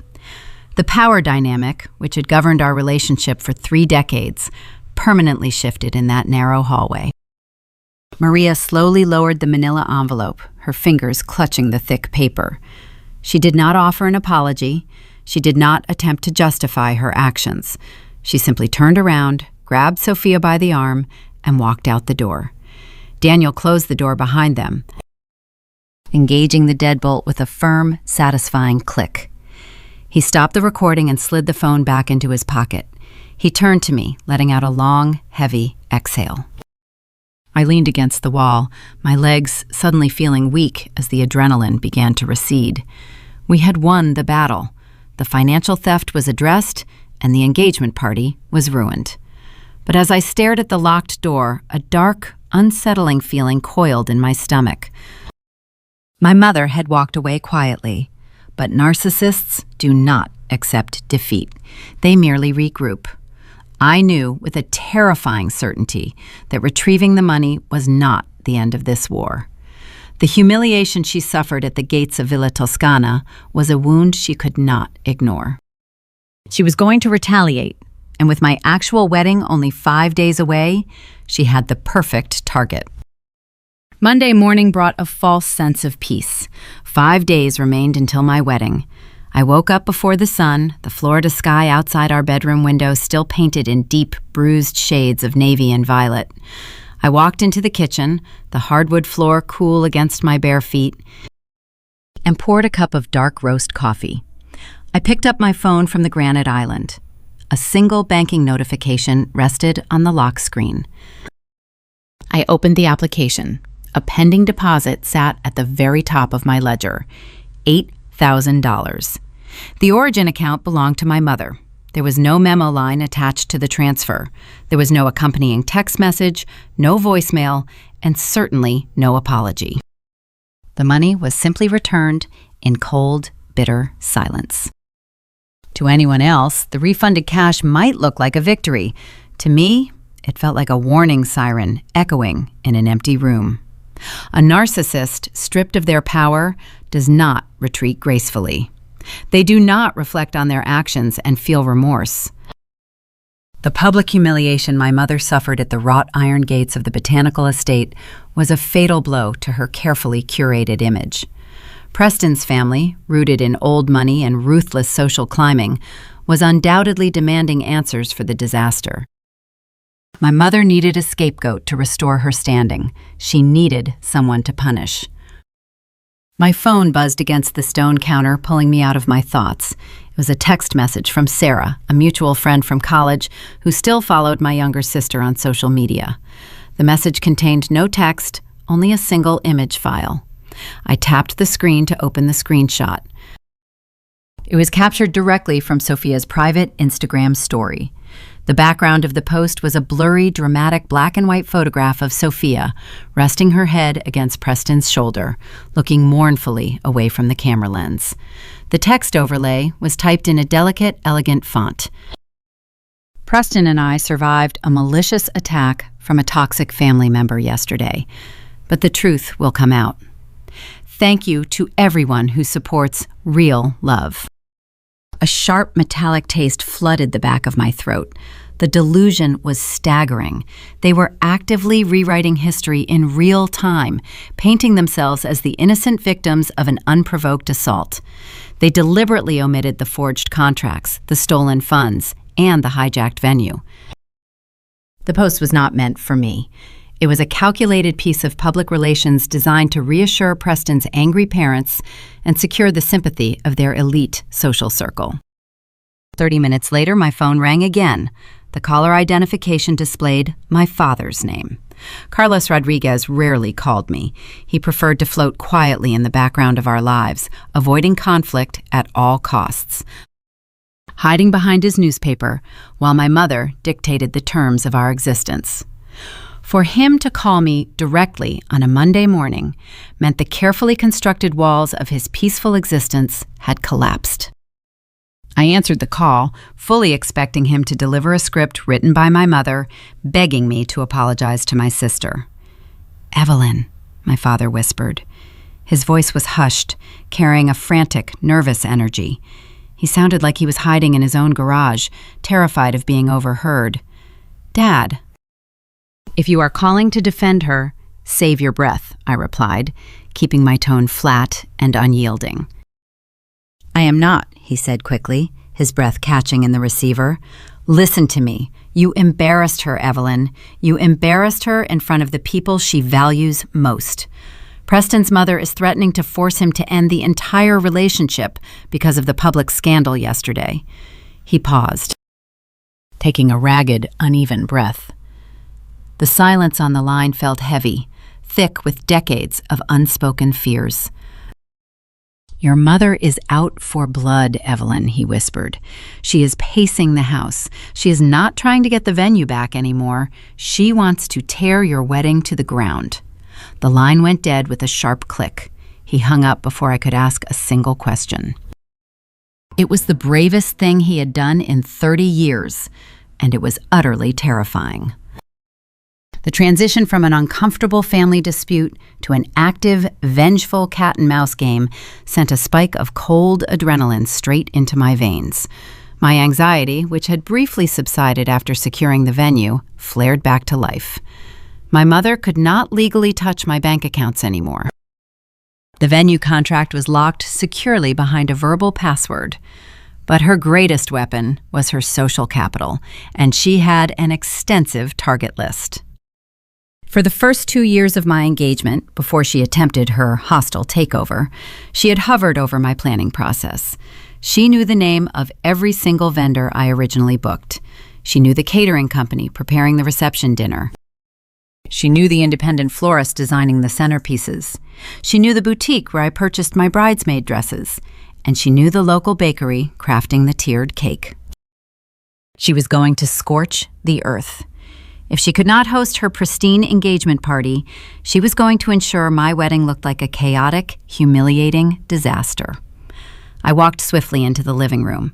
Daniel was sitting on the couch, organizing his history lesson plans on the wooden coffee table. He looked up, his brown eyes immediately reading the sudden, rigid tension hardening my posture. "What happened?" Daniel asked, setting his red pen down on a stack of papers. "My mother just refunded the money," I said, crossing the room to grab my laptop from the side table. Daniel frowned, confusion wrinkling his forehead.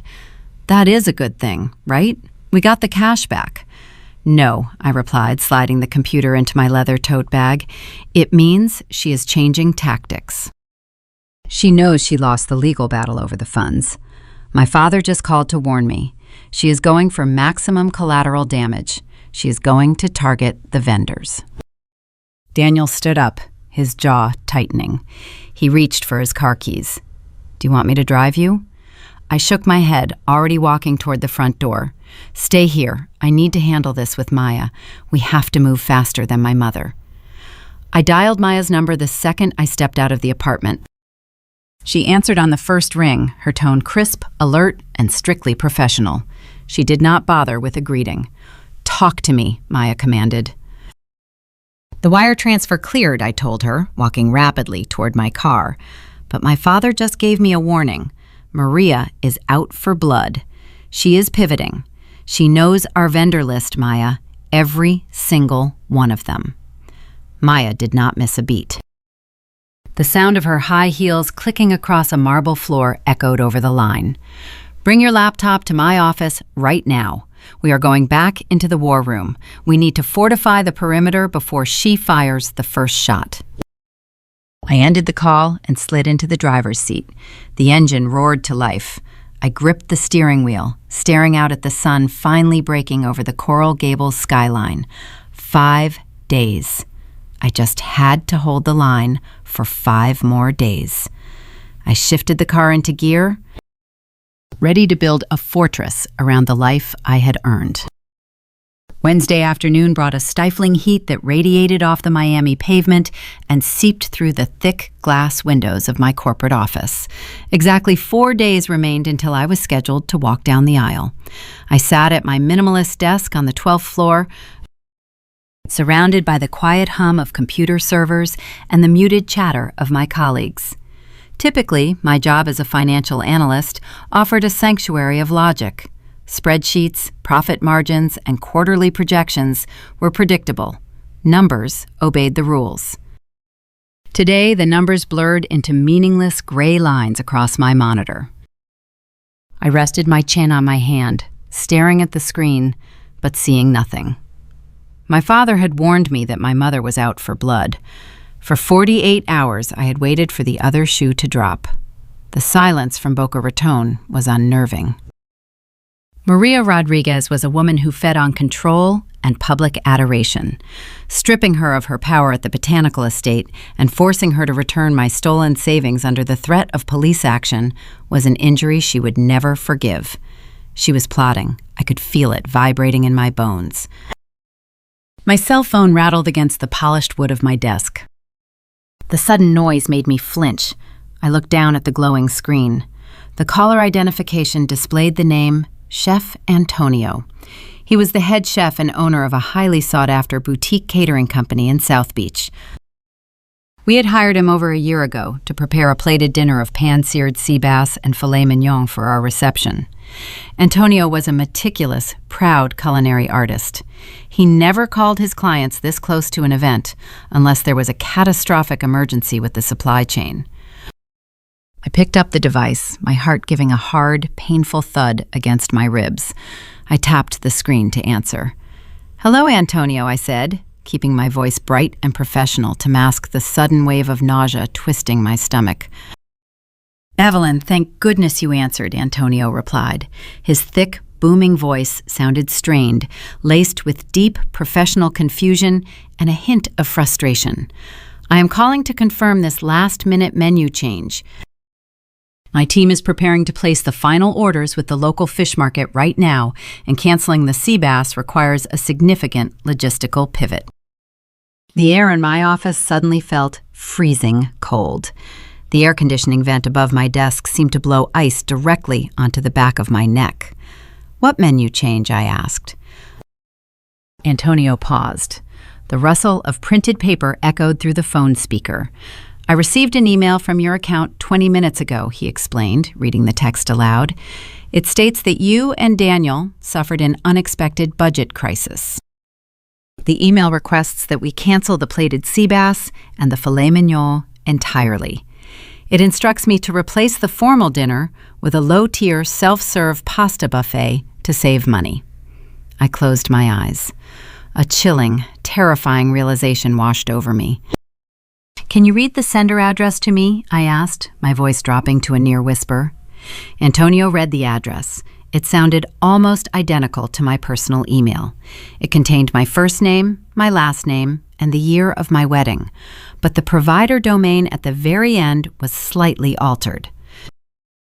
It was a subtle variation, the kind of tiny discrepancy a busy vendor might easily overlook during the chaotic peak of wedding season.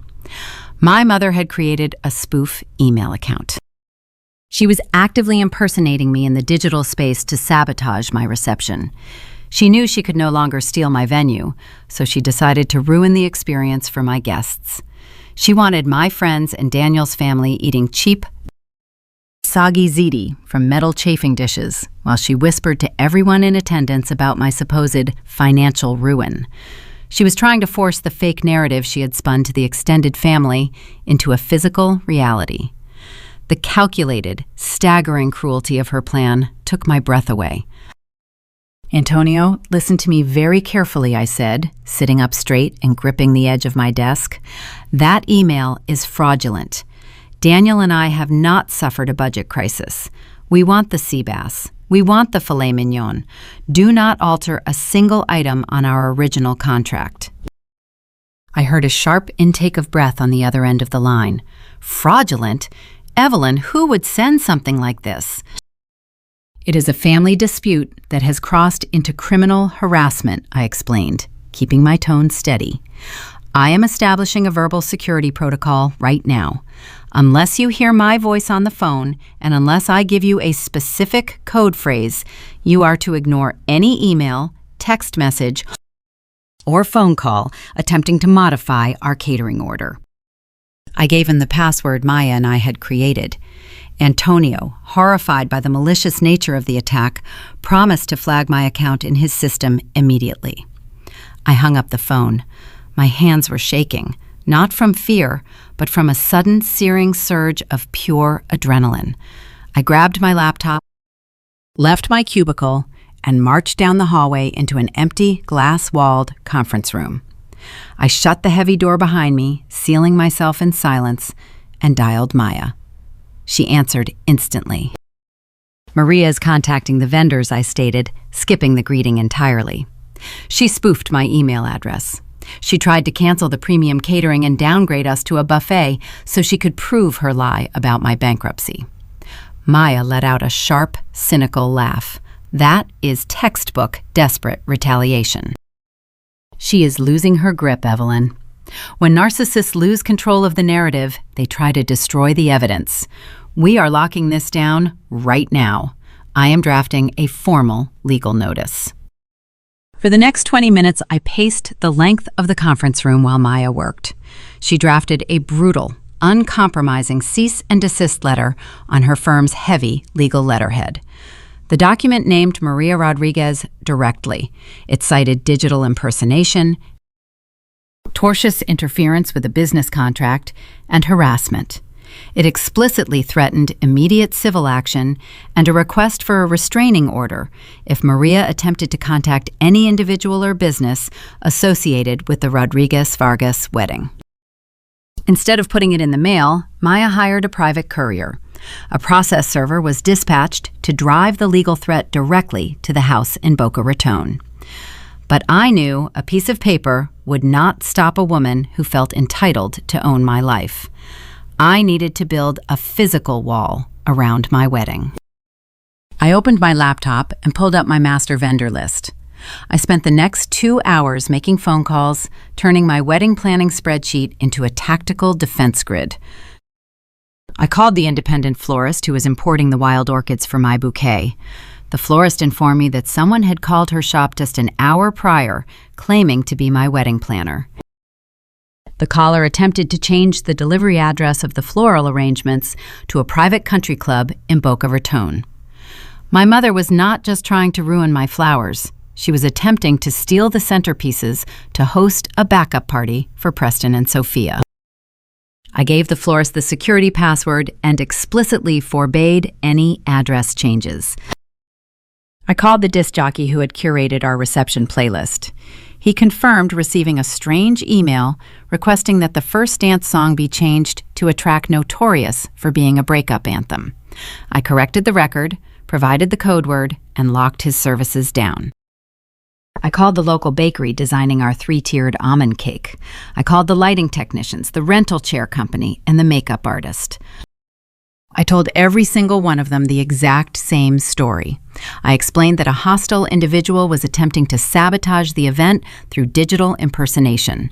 I gave every single vendor the verbal security password. Then I took it a step further. I opened my photo gallery and found clear, high-resolution pictures of my mother and my sister. I attached the images to an email and sent them to every vendor on my list, including the security team at the Villa Toscana. I typed out a strict directive. If either of these two women call your business, hang up. If they send an email, delete it.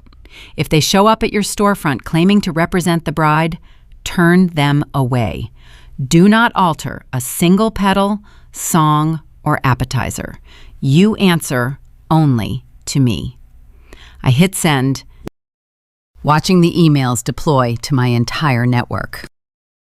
At 5 o'clock that evening, Maya called me back. The courier had just delivered the cease and desist letter. According to the report, Maria opened the front door, accepted the heavy envelope, and read the first page right there on the porch. The courier noted that she turned pale, crumpled the document in her fist, and slammed the door shut without saying a word. I closed my laptop and leaned against the glass wall of the conference room, looking out at the Miami skyline. The suffocating anxiety that had gripped my chest all morning was gone. It had burned away, replaced by a fierce, unyielding anger.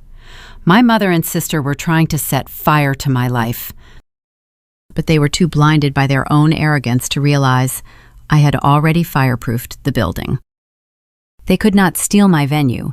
They could not touch my money. They could not breach my vendors. I had dismantled every single logistical weapon in their arsenal. But a cornered predator always looks for a softer target. As I gathered my belongings to return to my desk, a dark realization settled over me. If my mother could not ruin the physical elements of my wedding, she would try to ruin the people attending it. She was going to force our relatives to choose sides, using decades of ingrained family loyalty as her final weapon.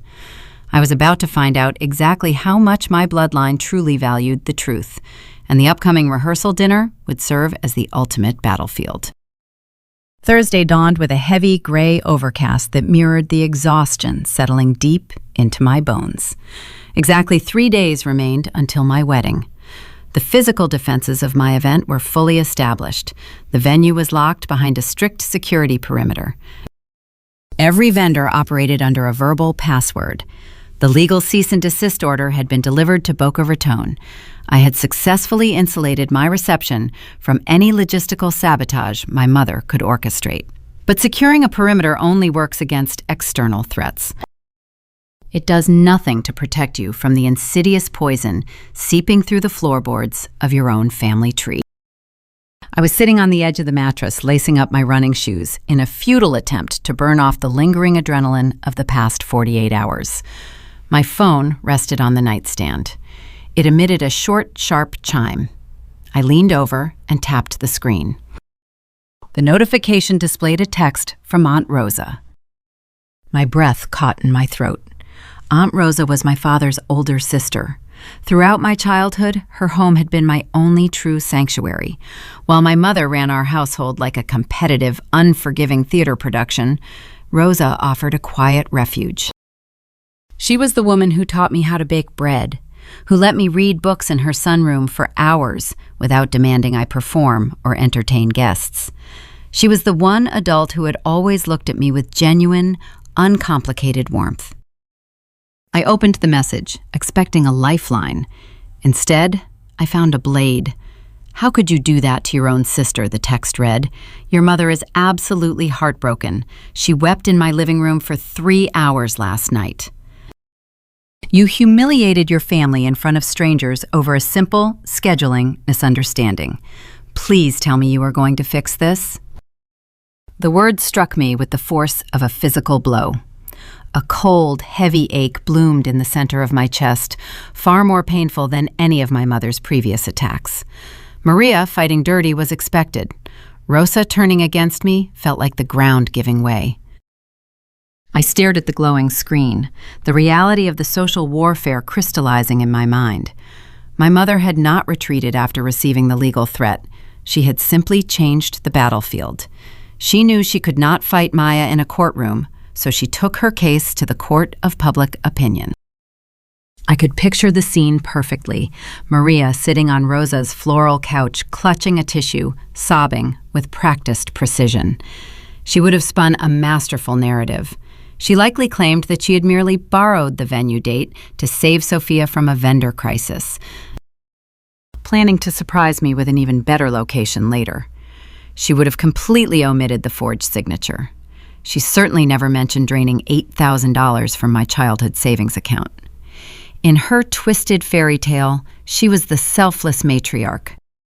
Sophia was the innocent victim, and I was the cruel, jealous monster who maliciously padlocked an iron gate out of pure spite. My phone chimed again. A notification from the main Rodriguez family group chat appeared. My cousin Mateo had sent a message echoing Rosa's sentiment, questioning my sanity and demanding an apology for the engagement party disaster. Another cousin quickly chimed in, adding a passive-aggressive comment about how money changes people. The flying monkeys had been deployed. In narcissistic family systems, the abuser rarely does all their own dirty work. They recruit emissaries. They weaponize the empathy of relatives, feeding them a diet of half-truths and fabricated victimhood until those relatives happily march off to attack the designated target. A fierce, burning temptation flared inside me. I opened the digital folder on my phone containing my arsenal, the PDF of the forged Villa Toscana contract modification, the bank ledger showing the fraudulent wire transfer, the itemized invoice Maya had drafted. I had the undeniable, objective proof of my mother's crimes right at my fingertips. I could drop those files directly into the family group chat. I could annihilate Maria's narrative instantly. I could watch the apologies roll in as the truth shattered their illusions. My thumb hovered over the send button. Then, I stopped. I looked at the names in the chat. These were people who had known me my entire life. They knew my character. They knew I was responsible, honest, and fiercely loyal. Yet, the moment my mother spun a wild, implausible story painting me as a villain, they believed her, without asking me for a single shred of context. They did not call to check on me. They did not ask for my side. They simply lined up to deliver their judgments. If I dropped the receipts into the chat, I would be stepping into the mud. I would be engaging in a chaotic, undignified public trial, fighting for the approval of people who were eager to assume the worst of me. I realized that sending the proof would not heal the divide. It would only validate the drama. I closed the folder containing the evidence. I opened the group chat text box. I deleted the angry, defensive paragraphs I had started to type. I took a deep breath, channeling the cold, legal detachment I had learned from Maya over the past week. I crafted a single, precise message. There are legal realities regarding the venue contract and stolen personal funds that I will not discuss over a text message. I will not engage in gossip or defend myself against fabricated stories. You are all welcome at my wedding this Saturday. I would love to celebrate with you. However, I understand if you choose not to come. I hit send. I did not wait for a reply. I closed the messaging application and opened my wedding website dashboard. The digital exodus began almost immediately. For the next 2 hours, I sat on the edge of my bed and watched the RSVP tracker drop. The numbers fell with a brutal, rhythmic consistency. My uncle Hector changed his status to declined. My cousin Elena withdrew her attendance. 2 more aunts canceled. Even Aunt Rosa, my childhood refuge, updated her response to a regretful no. Every cancellation was a silent declaration of loyalty to my mother. Half of my extended family chose the comforting illusion of Maria's narrative over the difficult reality of the truth. Out of the 40 relatives I had invited, 22 formally dropped out by noon. The sheer magnitude of the rejection finally bypassed my defenses. The adrenaline that had sustained me for days evaporated, leaving behind a hollow, agonizing void. The phone slipped from my grasp, landing softly on the carpet. I pulled my knees to my chest and wrapped my arms around my legs. The first sob tore from my throat before I could stop it. It was a harsh, ugly sound, ripped from the deepest part of my chest. I buried my face in my knees and wept. I did not cry politely. I cried with the raw, heavy grief of a woman mourning the death of her entire bloodline. The bedroom door opened softly. Daniel walked in, carrying a fresh cup of coffee. He took one look at me, immediately set the mug down on the dresser, and crossed the room. He sat on the mattress beside me and pulled me into his arms. He did not ask what happened. He did not offer empty platitudes telling me everything would be okay. Daniel came from a family that communicated, supported one another, and resolved conflicts with genuine respect. The chaos of the Rodriguez family was completely foreign to him, but his capacity for empathy was boundless. He simply wrapped his arms around my shaking shoulders and held me tight, letting me ruin his cotton shirt with my tears. "They are gone," I choked out, my voice muffled against his chest. "They all chose her, even Rosa." Daniel rested his chin on the top of my head, one hand gently smoothing my hair.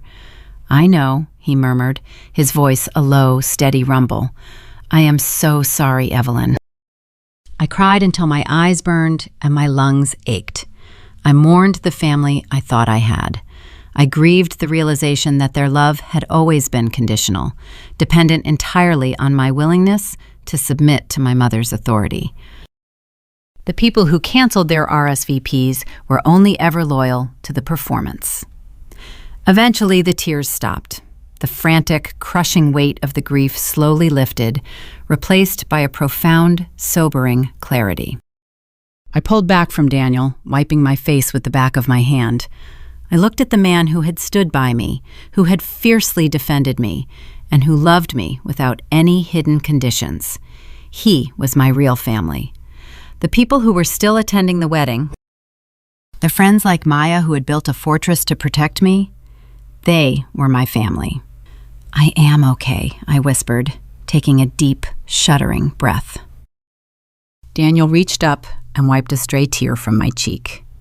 "You are stronger than all of them combined." I nodded, feeling a new kind of armor settling over my skin. The social warfare had split the family in two, but the division was a gift. It purged the toxic elements from the guest list. I was no longer carrying the burden of their expectations. But as the afternoon shadows lengthened across the bedroom floor, a chilling thought crystallized in my mind. My mother had successfully turned half the family against me. She had inflicted her emotional damage. Yet, she was not the kind of woman to strike a blow from afar and stay hidden.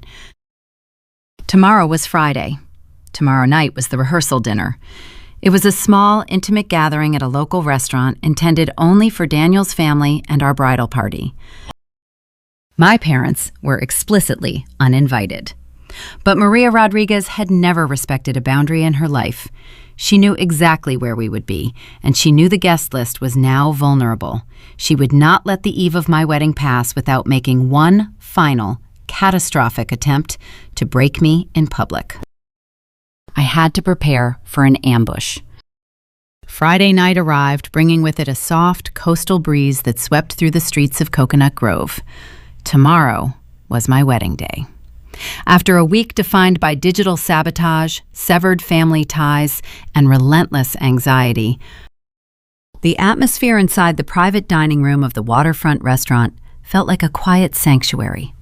Warm amber light spilled from the glass chandeliers overhead, illuminating the long oak table surrounded by Daniel's family and our bridal party. The air carried the rich, comforting scent of roasted garlic and fresh focaccia. Laughter echoed against the exposed brick walls. For the first time in days, my shoulders dropped away from my ears. I sat near the head of the table watching the people who had chosen to be here. My parents and my sister were explicitly uninvited. Half of my extended relatives had boycotted the evening, pledging their allegiance to my mother and her fabricated narrative of victimhood.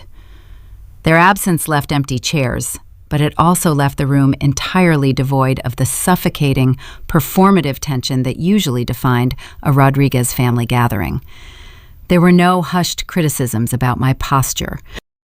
There were no passive-aggressive comments about the menu choices. There was only genuine, uncomplicated warmth. Daniel leaned over, his shoulder pressing reassuringly against mine. He held a small, square box wrapped in textured silver paper. The muted light caught the faint smile playing on his lips.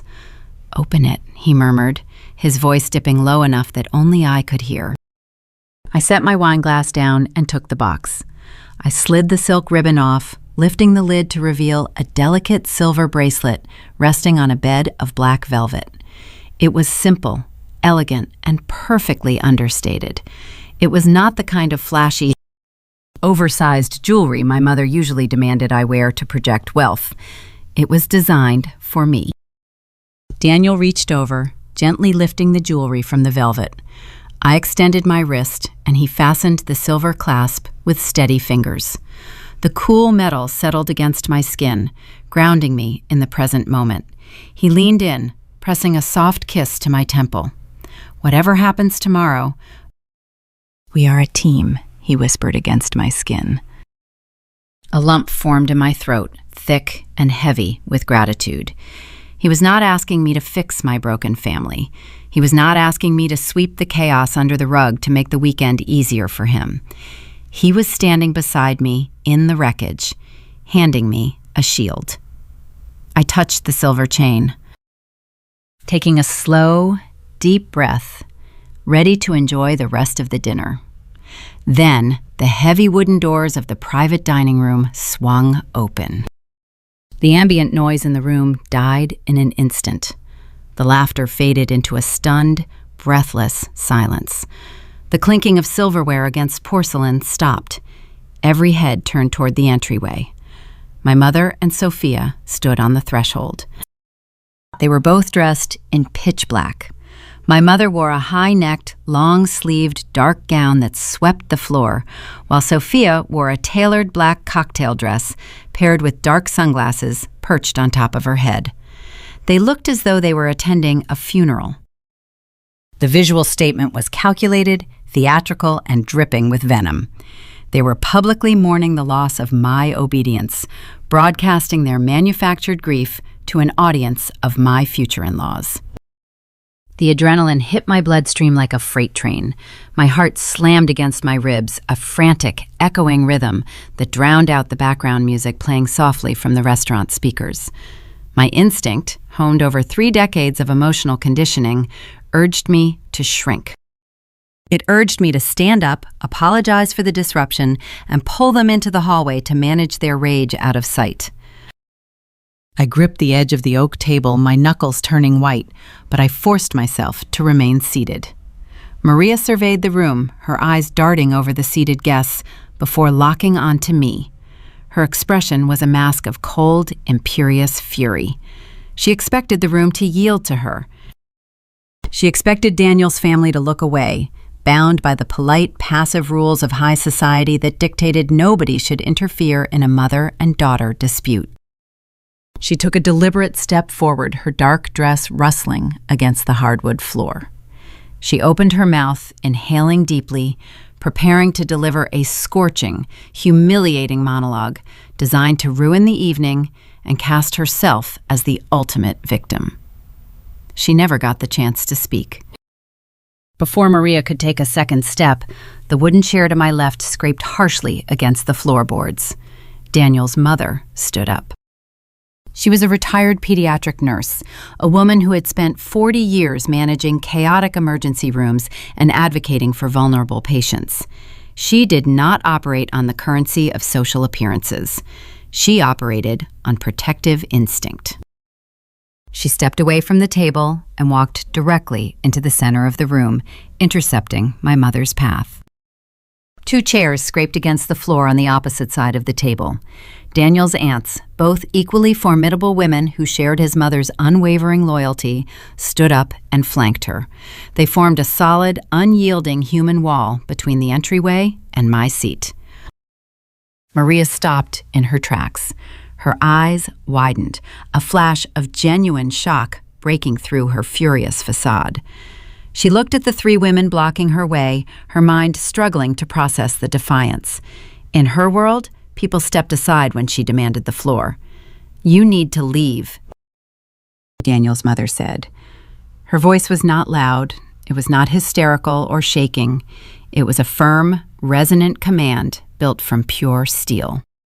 Maria squared her shoulders, attempting to draw herself up to her full height.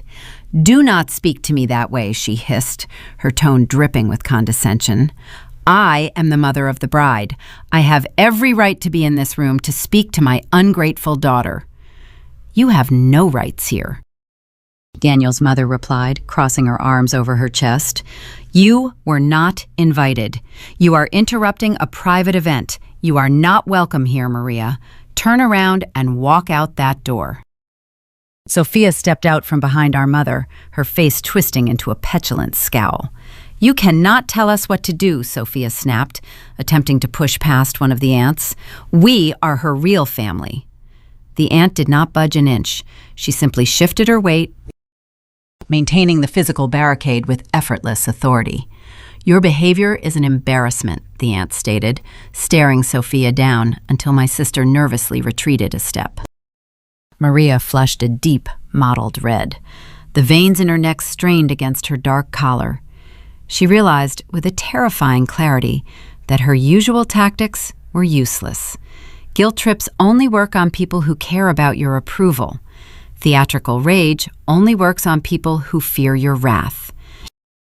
Daniel's family felt neither.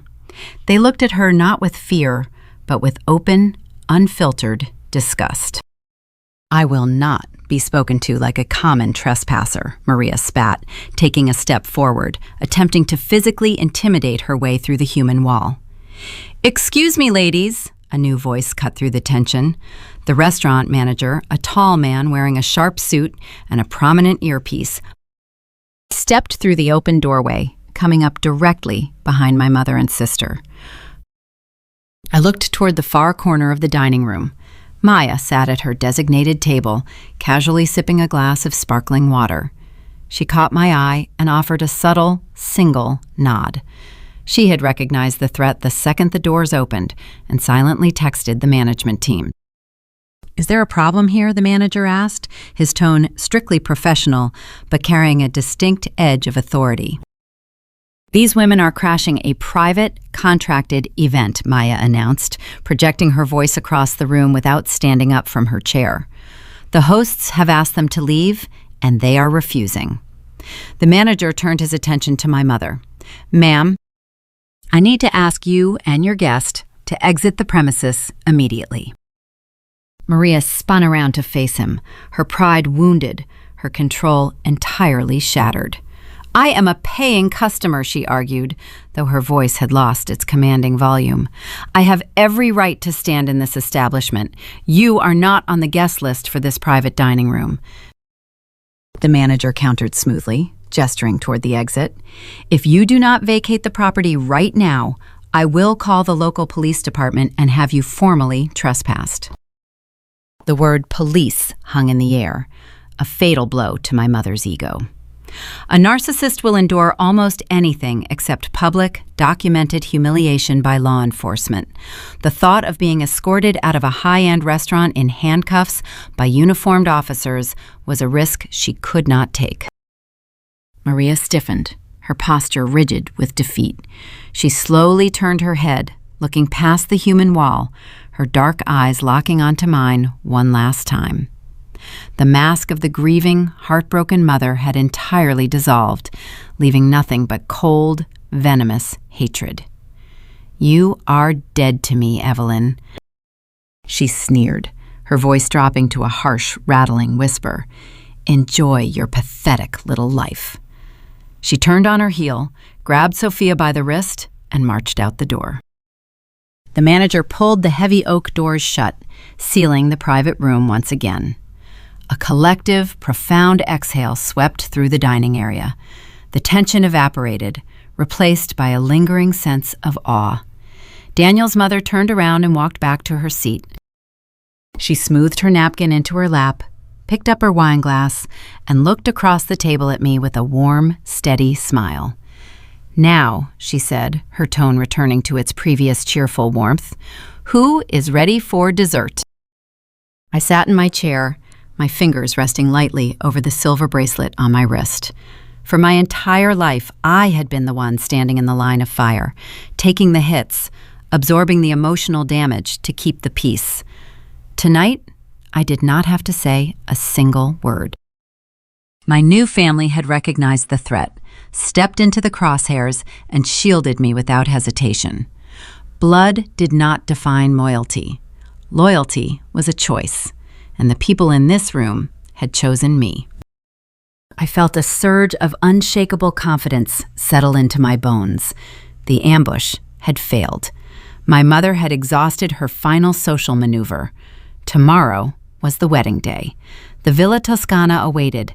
I knew Maria was backed into a corner, and I knew a cornered predator was capable of unthinkable desperation. If she was willing to crash a rehearsal dinner in funeral attire, there was no limit to what she might attempt when the actual ceremony began. I braced myself for the final showdown, knowing that when the sun rose over Miami, the ultimate stage would be set. Saturday afternoon arrived under a brilliant, cloudless blue sky. The harsh humidity of the previous week had broken, leaving behind a crisp, gentle breeze that rolled off the Florida coast. At 2 o'clock, the Villa Toscana stood in all its breathtaking glory. Wild orchids in vibrant shades of magenta and ivory cascaded from the ancient banyan trees, their delicate petals swaying in the wind. Miles of warm string lights zigzagged above the cobblestone courtyard, waiting to illuminate the evening.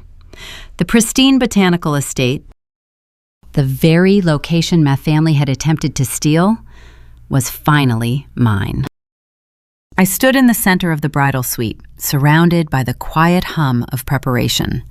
The room smelled of hairspray, fresh eucalyptus, and chilled champagne. I looked at my reflection in the floor-to-ceiling mirror, the custom silk gown draped perfectly over my frame, the pearl buttons running down the spine securing the heavy fabric. I reached up, my fingers brushing against the delicate tulle of my veil, adjusting it so it framed my shoulders. I looked down at my wrist. The delicate silver bracelet Daniel had given me the night before caught the ambient light, sparkling quietly against my skin. A profound, unshakable peace settled deep into my chest. The frantic, vibrating anxiety that had plagued my every waking moment for the past 14 days was entirely gone. The fear of my mother, the desperate need to appease my sister, the grief over my fractured extended family, all of it had burned away. I was left with a clean, empty canvas, ready to build a life on my own terms. The heavy oak door of the suite clicked open. Maya strode into the room looking resplendent in her emerald green maid of honor gown. She did not carry a bouquet yet.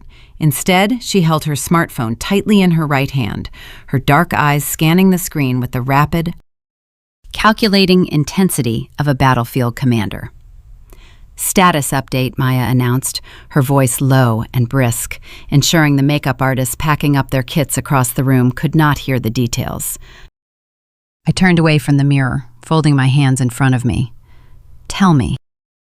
"Security is incredibly tight," Maya said, tapping the screen and sliding the device into a hidden pocket of her dress. "I just finished a physical walkthrough of the entire perimeter with Sylvia and the head of the private detail we hired. We have 2 guards stationed at the main front gate, cross-referencing every single arriving vehicle with the digital guest list.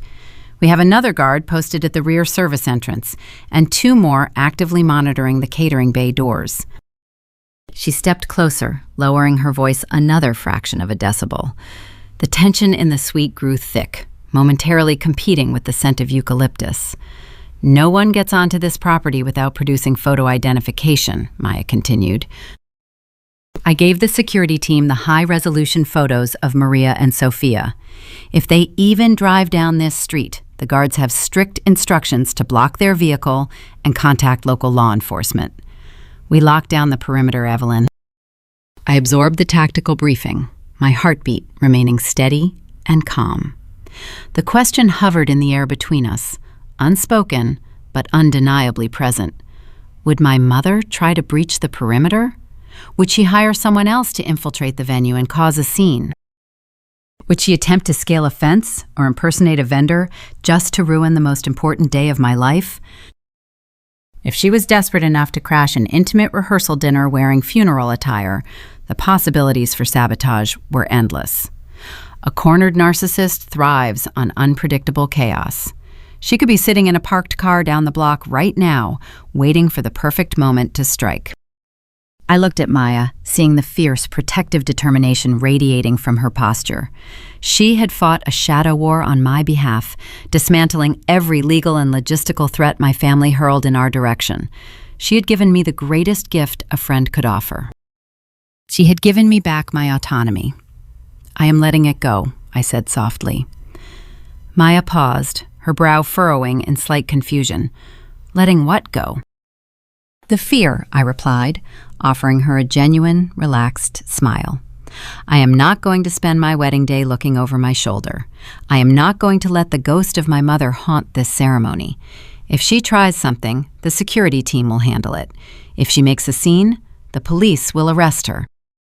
I cannot control her sickness, Maya, but I can control my focus. Today, my focus belongs to Daniel." Maya studied my face for a long moment. The hard, protective edge in her expression melted into a soft, glowing warmth. She reached out and gently squeezed my hands. "You look incredible, Evelyn," Maya whispered. "Let us go get you married." A sharp knock on the door signaled it was time. I gathered the front of my silk gown, lifting the heavy fabric just enough to walk comfortably. We exited the suite, stepping into the grand hallway of the estate. The sounds of the arriving guests had faded, replaced by a hushed, expectant silence. I walked toward the double doors leading out to the garden. A lone musician sat under the shade of a banyan tree, his fingers plucking the strings of an acoustic guitar. The melody was soft, rhythmic, and stripped of all traditional grandeur. It was a simple folk song Daniel and I used to listen to in the car during our weekend drives down the coast. The pure, unadorned music drifted through the warm afternoon air, floating over the rows of seated guests. The heavy wooden doors swung open. The golden Miami sunlight washed over me, momentarily blinding me before my vision adjusted. I stepped onto the stone pathway. The guests stood up, turning toward the entrance. I did not see the empty chairs where my aunts and cousins were supposed to be. I did not feel the sting of the relatives who had boycotted the day to pledge their loyalty to my mother's lies. Instead, I saw the faces of the people who chose the truth. I saw Daniel's mother, dabbing her eyes with a lace handkerchief, radiating pride. I saw the aunts who had formed a human barricade to protect me just 24 hours ago. I saw my coworkers, my college friends, and the people who loved me without conditions or invisible strings. And at the end of the aisle, standing beneath an archway woven with white orchids, I saw Daniel.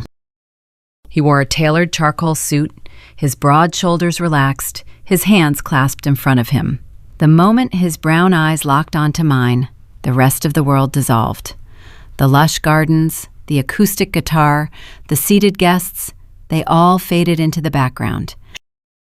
He looked at me with an expression of such profound, unfiltered devotion that it took my breath away.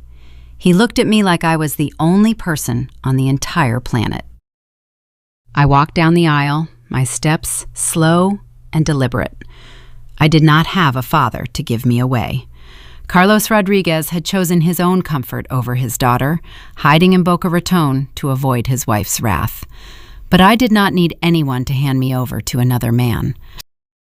I was walking into this marriage on my own 2 feet, whole and entirely free. I reached the altar. Daniel reached out, taking both of my hands in his. His palms were warm, his grip steady and grounding.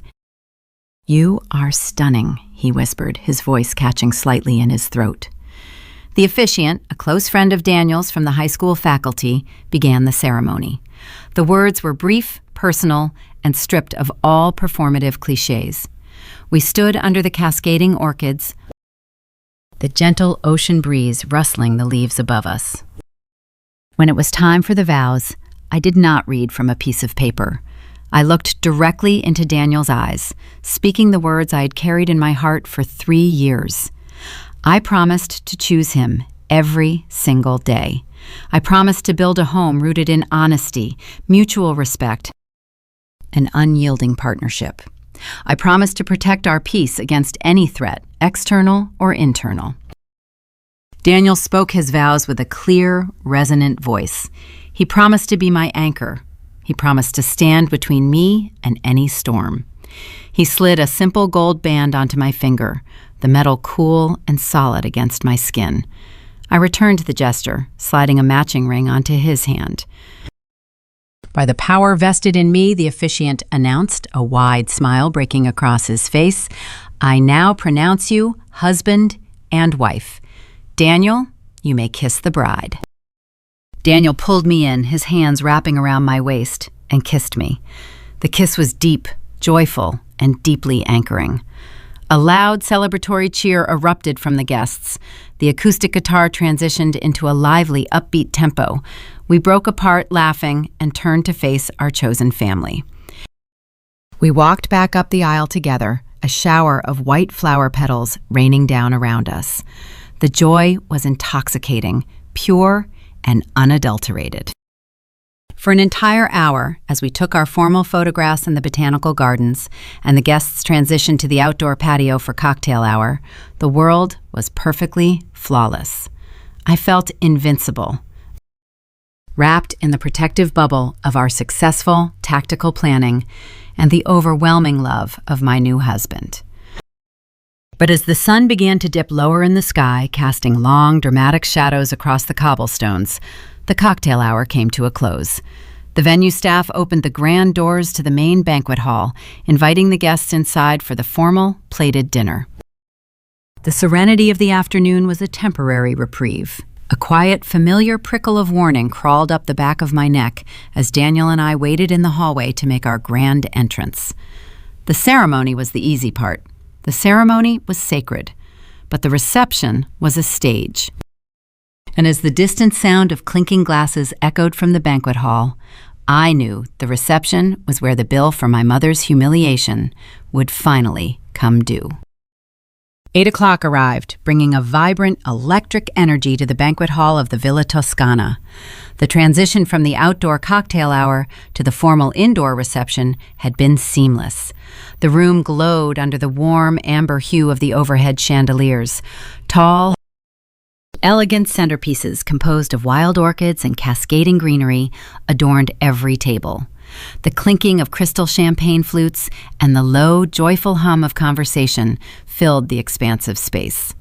I sat beside Daniel at the sweetheart table, positioned perfectly at the front of the room, offering us a commanding view of our chosen family and closest friends. I picked up my silver fork and took a bite of the pan-seared sea bass. The fish was perfectly cooked, flaking apart instantly, bathed in a rich, delicate citrus beurre blanc.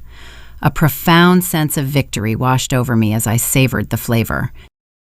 This meal was physical proof that my mother and her spoofed email had failed. Chef Antonio had delivered exactly what we contracted him to prepare. The logistical sabotage was defeated, and the evening was proceeding with flawless precision. The best man, a longtime childhood friend of Daniel, stood near the edge of the dance floor wrapping up his toast. His speech was a brilliant mix of humorous anecdotes and genuine, heartfelt sincerity.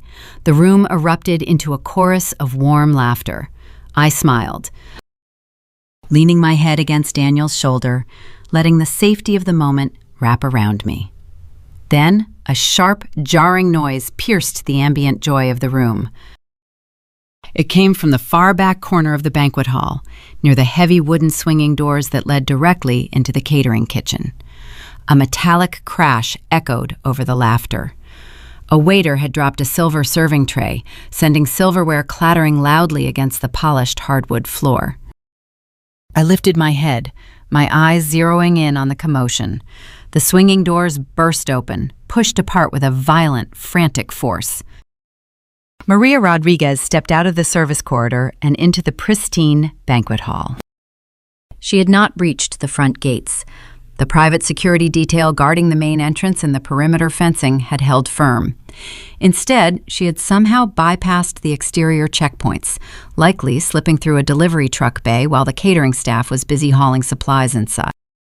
Her appearance told the story of a desperate, undignified infiltration. Her dark designer gown was wrinkled near the hem. A few strands of her usually immaculate hair had escaped her severe updo, hanging loosely around her face. But her expression was a mask of pure, unadulterated vengeance. In her right hand, she gripped a large crystal goblet. It was filled to the very brim with a dark, heavy red wine. The liquid sloshed dangerously near the rim as she walked. She locked eyes with me from across the room. Her intent was instantly, glaringly obvious. She could not steal my venue, and she could not cancel my catering. The only target left was the visual perfection of the night. She intended to march up to the sweetheart table and throw that dark red wine directly onto my custom white silk gown, permanently staining the fabric and ruining my wedding photographs. She wanted to brand me with her rage. Maria stalked across the polished dance floor. She moved with a rigid, terrifying determination, her high heels clicking sharply against the wood. The guests, seated at the tables closest to her, stopped talking. A wave of confused, breathless silence began to ripple through the room, following her destructive path. Daniel stiffened beside me. He saw the wineglass. He saw the trajectory. He pushed his chair back, his muscles tensing as he prepared to stand up and physically intercept her before she could reach our table. I reached out and placed a firm hand on his knee, stopping his movement. Do not move, I whispered, keeping my gaze locked on my mother. I glanced to my right. Maya was seated at the adjacent bridal party table. She did not look surprised by the sudden intrusion. She looked like a predator watching a piece of prey step directly onto a hidden snare. Maya caught my eye, offered a single imperceptible nod, and tapped a button on the illuminated screen of her smartphone. Maria crossed the halfway point of the dance floor. She was 30 feet away, 20 feet, 10 feet. She raised her right arm, pulling the goblet back, preparing to hurl the dark liquid across the floral arrangements adorning our table. Maya signaled the disc jockey stationed in the corner booth. The upbeat background music cut out instantly. A deafening, absolute silence engulfed the grand banquet hall. The sudden absence of sound was jarring, causing my mother to hesitate for a fraction of a second. The goblet hovered in the air, the red wine trembling dangerously close to the edge of the crystal rim. A loud, mechanical whir echoed from the ceiling directly behind our sweetheart table. A colossal cinematic projection screen descended from the rafters, unrolling with a smooth, motorized hum. The bright, blinding beam of a high-definition projector mounted on the opposite balcony fired to life, illuminating the white canvas. The guests turned their attention away from the unhinged woman on the dance floor and looked up at the towering screen. Maria lowered her arm a few inches, her eyes darting upward, confused by the sudden audio-visual display.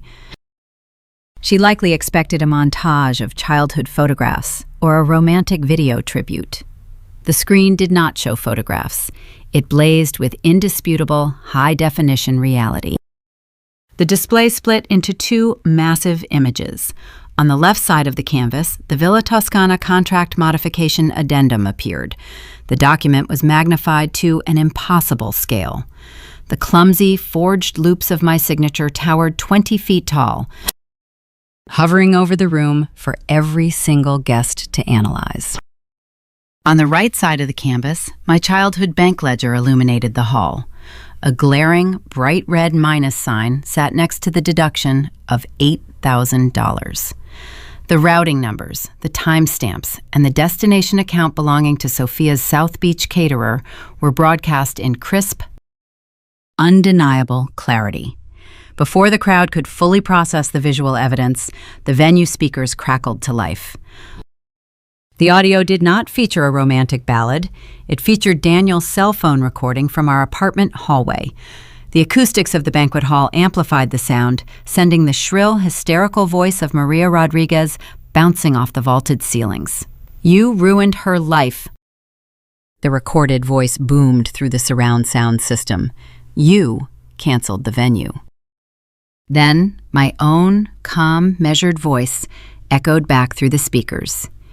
"You forged my signature, drained my childhood savings account, and tried to steal my wedding. I just corrected the paperwork." The audio clip ended, leaving a ringing, heavy silence in its wake. Maya stood up from her chair. She reached across the table and picked up the wireless microphone left behind by the best man. She stepped out onto the edge of the dance floor, placing herself between my mother and the sweetheart table. Maya held the microphone to her lips. Her voice was cool, steady, and carried the terrifying clinical authority of a corporate litigator delivering a fatal closing argument. "Security," Maya announced, her words projecting loud and clear across the vast room.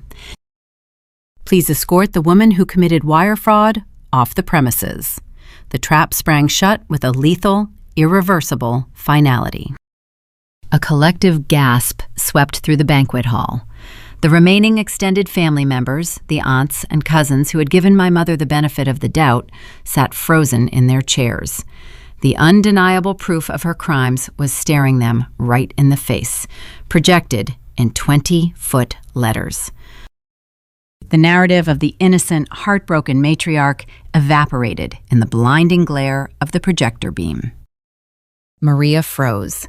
The blood drained entirely from her face, leaving her complexion a sickly, translucent gray. The reality of the situation crashed down upon her shoulders, crushing her under the weight of her own hubris. She was standing in the middle of a room filled with successful, influential people, holding a glass of wine like a petty vandal, while the documented proof of her felonies illuminated the wall behind me. Her hand began to shake. The tremor started in her wrist and quickly spread up her arm. The crystal goblet vibrated violently in her grip. The dark red wine sloshed over the rim, splashing down onto her own hands and dripping onto the expensive fabric of her designer gown. She did not even notice the stain blooming across her shoes. She stared at the massive screen, her mouth opening and closing without producing a single sound. The supreme confidence that had fueled her entire existence was shattered, broken into a million unsalvageable pieces on the hardwood floor of the Villa Toscana. Two large men wearing dark suits and earpieces stepped out from the shadows near the catering doors. The private security detail moved with swift, silent efficiency. They flanked my mother on either side, their presence a looming, physical manifestation of the boundary I had finally drawn. The climax of the evening had arrived, delivering a spectacle far more dramatic than anything she could have ever orchestrated.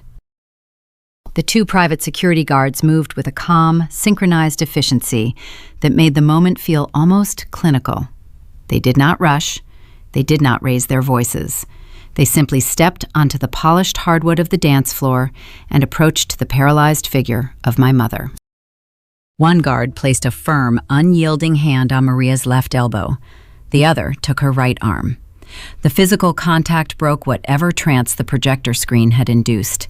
Maria flinched, her mouth opening to protest, to spin one last web of denial, to shout that the towering documents blazing on the canvas behind me were a fabrication.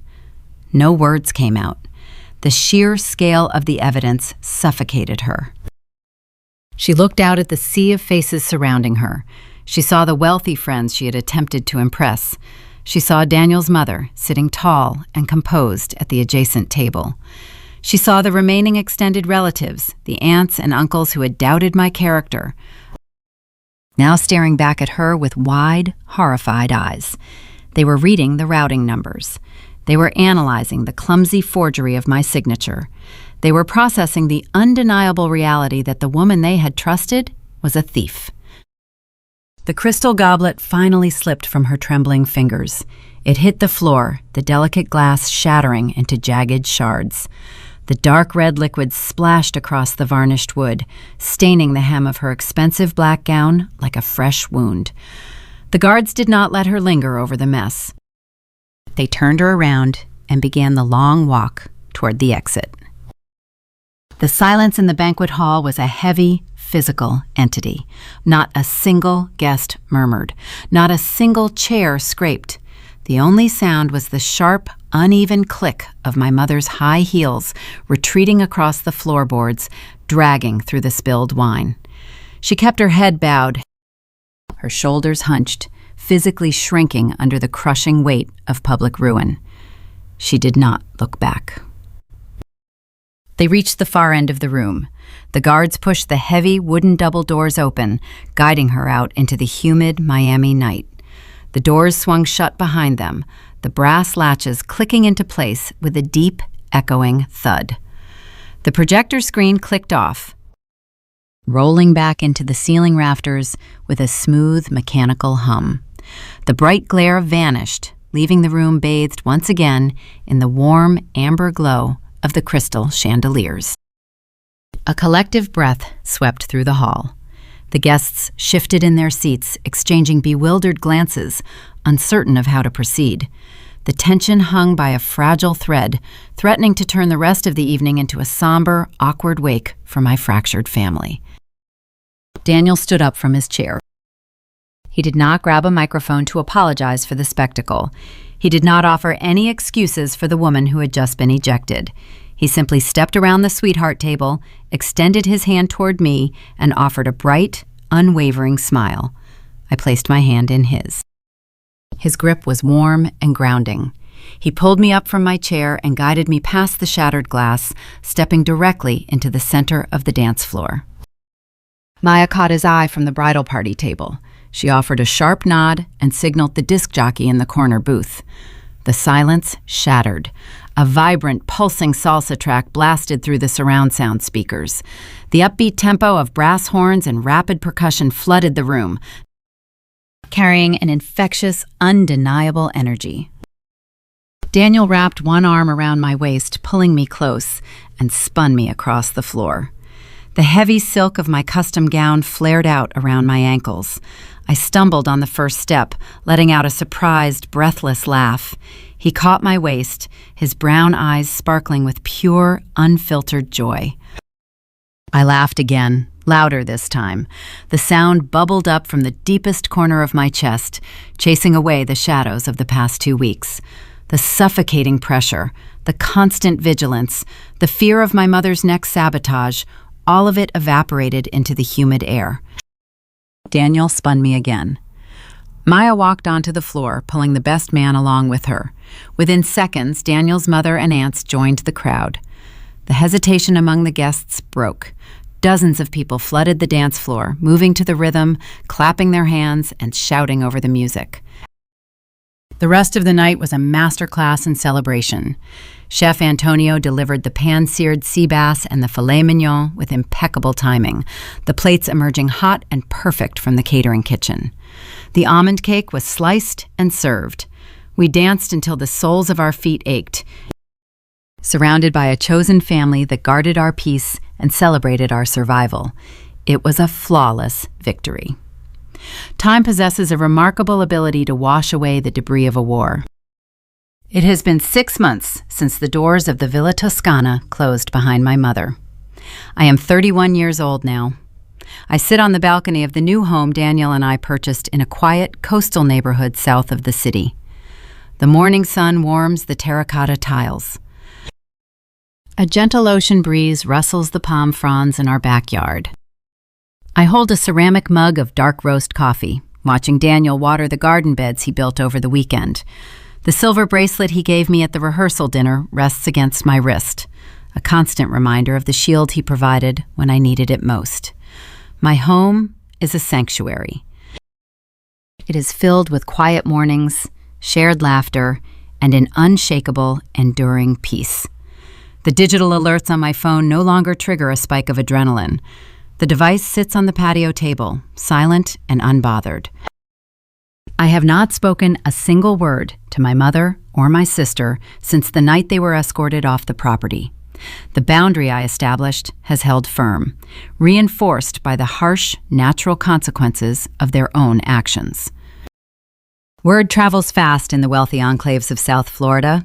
The details of the projector screen presentation did not remain confined to the banquet hall. Guests whispered, relatives gossiped. The undeniable proof of the forged signature and the stolen funds circulated through the country club circuit faster than wildfire. Sophia and Preston did not survive the fallout. Preston's family, old money elites who protected their public image with ruthless dedication, wanted nothing to do with the word fraud. The moment they learned Sophia had actively participated in a scheme involving stolen money and forged contracts, they demanded Preston sever ties. The engagement was called off just 4 days after my wedding. Sophia had to return the diamond ring. Her carefully curated social media accounts went dark. The influencer lifestyle she so desperately craved vanished overnight, leaving her isolated and humiliated. My mother faced a similar, devastating exile. The women she spent 30 years trying to impress quietly revoked her invitations to their charity galas and exclusive brunches. The country club board held a private meeting and suggested she take an indefinite leave of absence. The pedestal of lies she had constructed crumbled entirely, leaving her to sit in a pristine, echoing house in Boca Raton with a ruined reputation and a fractured family.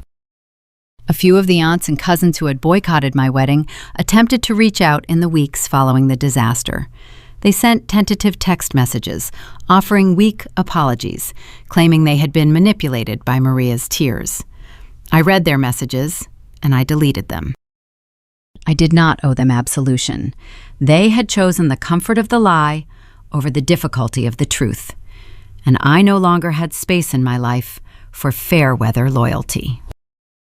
I did not tell you this story to sound vindictive. I did not share these details to boast about a cleverly executed trap or the public ruin of the women who raised me. I told you this because there is a dangerous, pervasive myth in our society that blood dictates obligation.